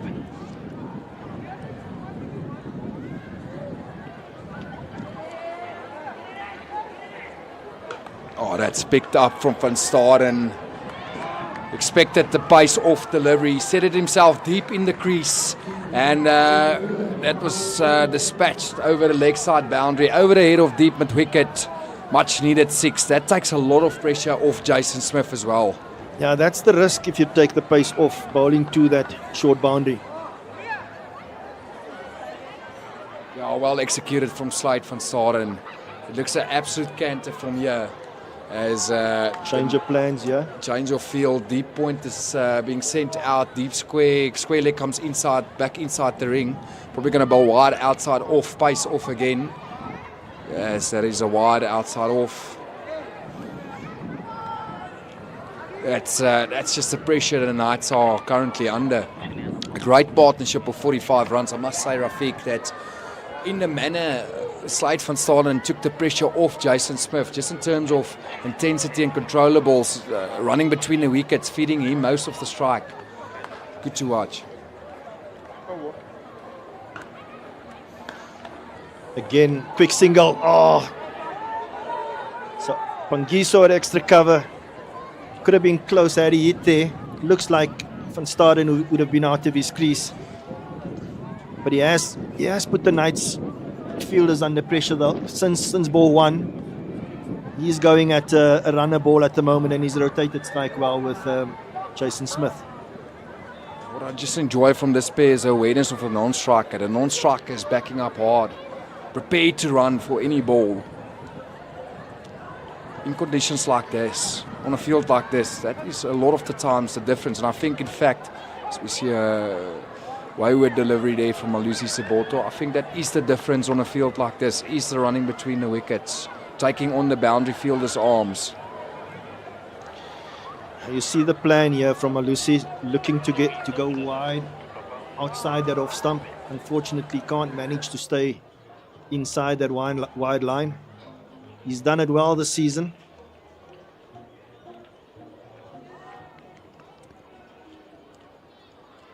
As he does there. That's just inside the guideline. I feel it's a very often tactic to go awards, but I don't think players, coaches, and the public always realise how difficult a skill it is to bowl a wide Yorker. As I think Seboto actually got away with that, to be honest, watching the replay. Again, bowling to his field, and Smith getting one to that backward point fielder out on the boundary. The Knights, they're going to need to find a way to squeeze a couple of dots here. Yeah, it's either the dots or they need to go bang bang here and get either Smith or both of these wickets. That's the only way for them to win this game. Last delivery here of the 16th over. Hit hard into the offside by Slade van Staden. That's definitely to the way they've been running. He's turning. Good throw. And he puts a dive in again. Great effort from Slade van Staden getting back. And that's 16th over done. Dolphins, they are 150, 129 for 4 after 16 overs. And this partnership is now a 50 partnership. We've seen 2 sixes and one 4. It's only come off 39 balls. Yeah, good sensible play, Raf. No unnecessary risks. Hitting the ball on the ground, taking on the boundary fielders, putting the odd bad ball away. And before you know it, the Dolphins, they only require 29 more runs. Yeah, they can get it in. 27 more runs from 24 balls. Yeah, they can get it in singles. Don't need to take unnecessary risks here. Seeing you home in the commentary box will be Johan Smith.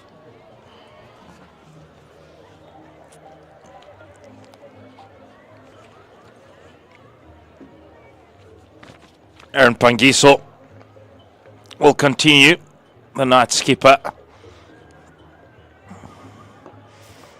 Gets bunted up too long on. Raf, it's unfortunate to say, but the Knights have been playing reactive cricket, not proactive.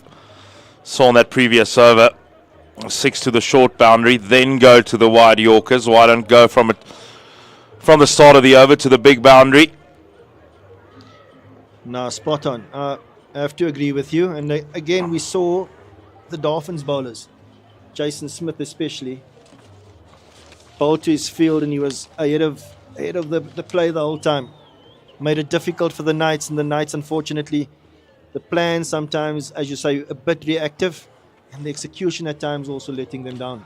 And also the pace at which the Knights slow bowlers have bowled has been too quick on this field or on this surface. Aaron Pangiso himself, now he's bowling it slower. Gets played out to the deep square. I've been very impressed with Jason Smith. You can see an experienced cricketer, just a cut above some of the others that we saw today. And it's amazing what confidence brings to your game. The way he's getting inside the line of the spin and able to hit through the offside from middle stump. It's been very good to see. Slade van Staden gets another single, not in the intended direction. He's been good as well. So You get the feeling that the Knights will have to do something here to stem this flow of runs. At the moment, the 4 fielders in the ring and the angles that they have not getting those dot balls, you might get to a stage where they have to go get an extra fielder in the ring. That's well bowled. Fires it in at the leg stump. Smith hits it straight back at Aaron Pangiso. But it's a walk in the park here if the Dolphins don't lose wickets. Bang, bang. As you said, Raf, but it'll better be bang, bang very quickly.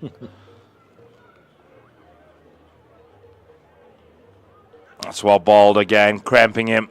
It's just too easy at the moment. Just bat on ball and you know that there's going to be a single. Our Proteas women will take England on this coming summer for 3 T20 international matches, 3 one-day international matches. Black Day on Sunday, 8 December, and first test match from 15 to 18 December. Visit www.cricket.co.za for more information and your tickets. Hashtag Wars on Our Way. Hashtag be part of it. At the tail of the tape, they need 22 more runs, do the Dolphins. I've got 18 deliveries in which to do so. It's very close to the last throw of the dice for the hosts. And it'll be Tiaan van Vuren coming into the attack. Yeah, Van Vuren's got 2 overs left. You also do get the feeling that you might just see Malusi Siboto maybe having another go from the Loch Logan end. You don't often say that in T20 cricket, but it hasn't been Malusi's night. It hasn't been.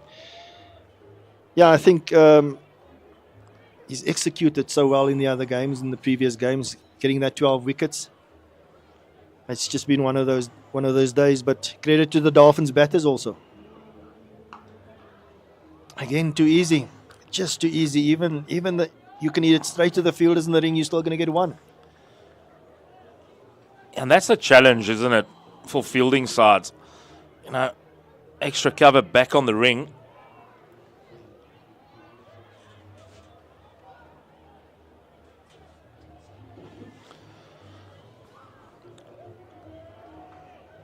Van Vuren into Van Staden. Not even that is a dot as it is a wide. Yeah, that doesn't help the cause. Speaking about Malusi Siboto, he was wearing the yellow cap as the leading wicket taker up until Sunday. Fantastic T20 bowler. At this stage, it'll be back to the drawing board for the Knights. After that start they had, not enough runs on the board.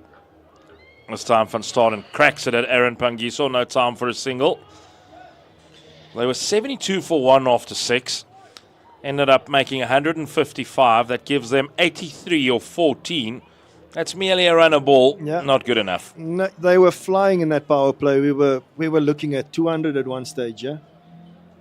And unfortunately, just losing their way in that middle overs. But again, credit to how the Dolphins bowled. It's crashed to the sweeper on the offside boundary.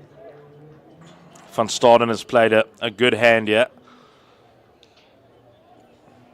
So it looks like the Dolphins could be getting this one over the line, which would mean that the Knights, their chances of getting into that playoffs would most probably be gone.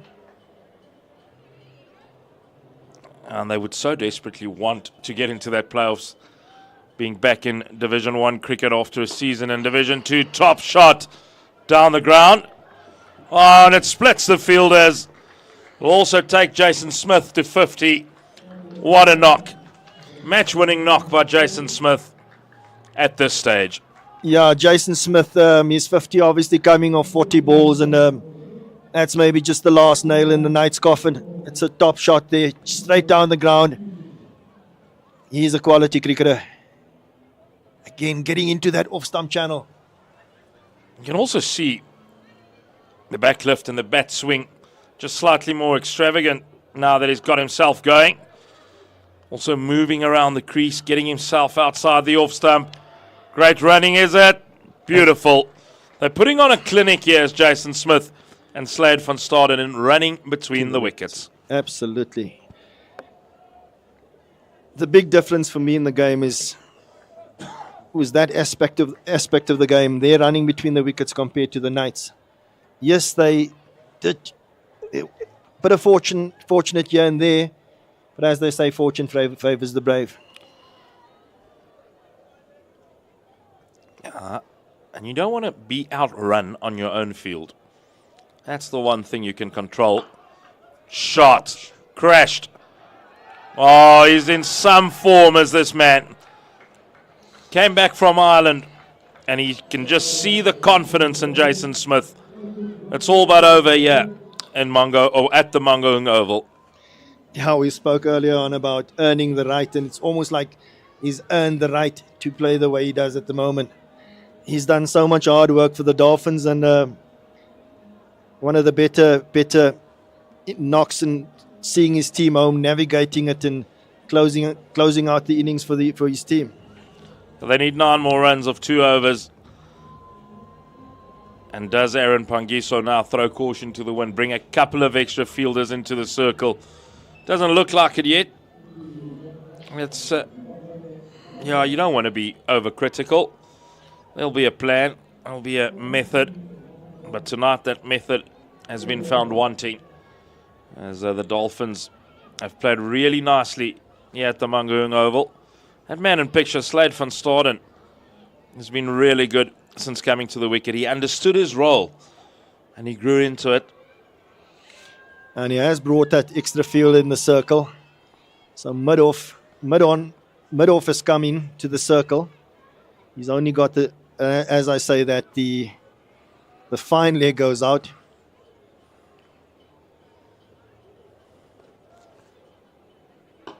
It's too easy at the moment. Slade van Staden and Jason Smith getting it in ones at the moment. Those singles are enough. And you've also seen this movie before. Watch them knock it into mid-wicket for 2 here. Stop it inside the inner ring or on the inner ring next to the umpire. No way the Knights are protecting 2 then. No. Not a single man in the ring on the leg side. 4 men on the boundary.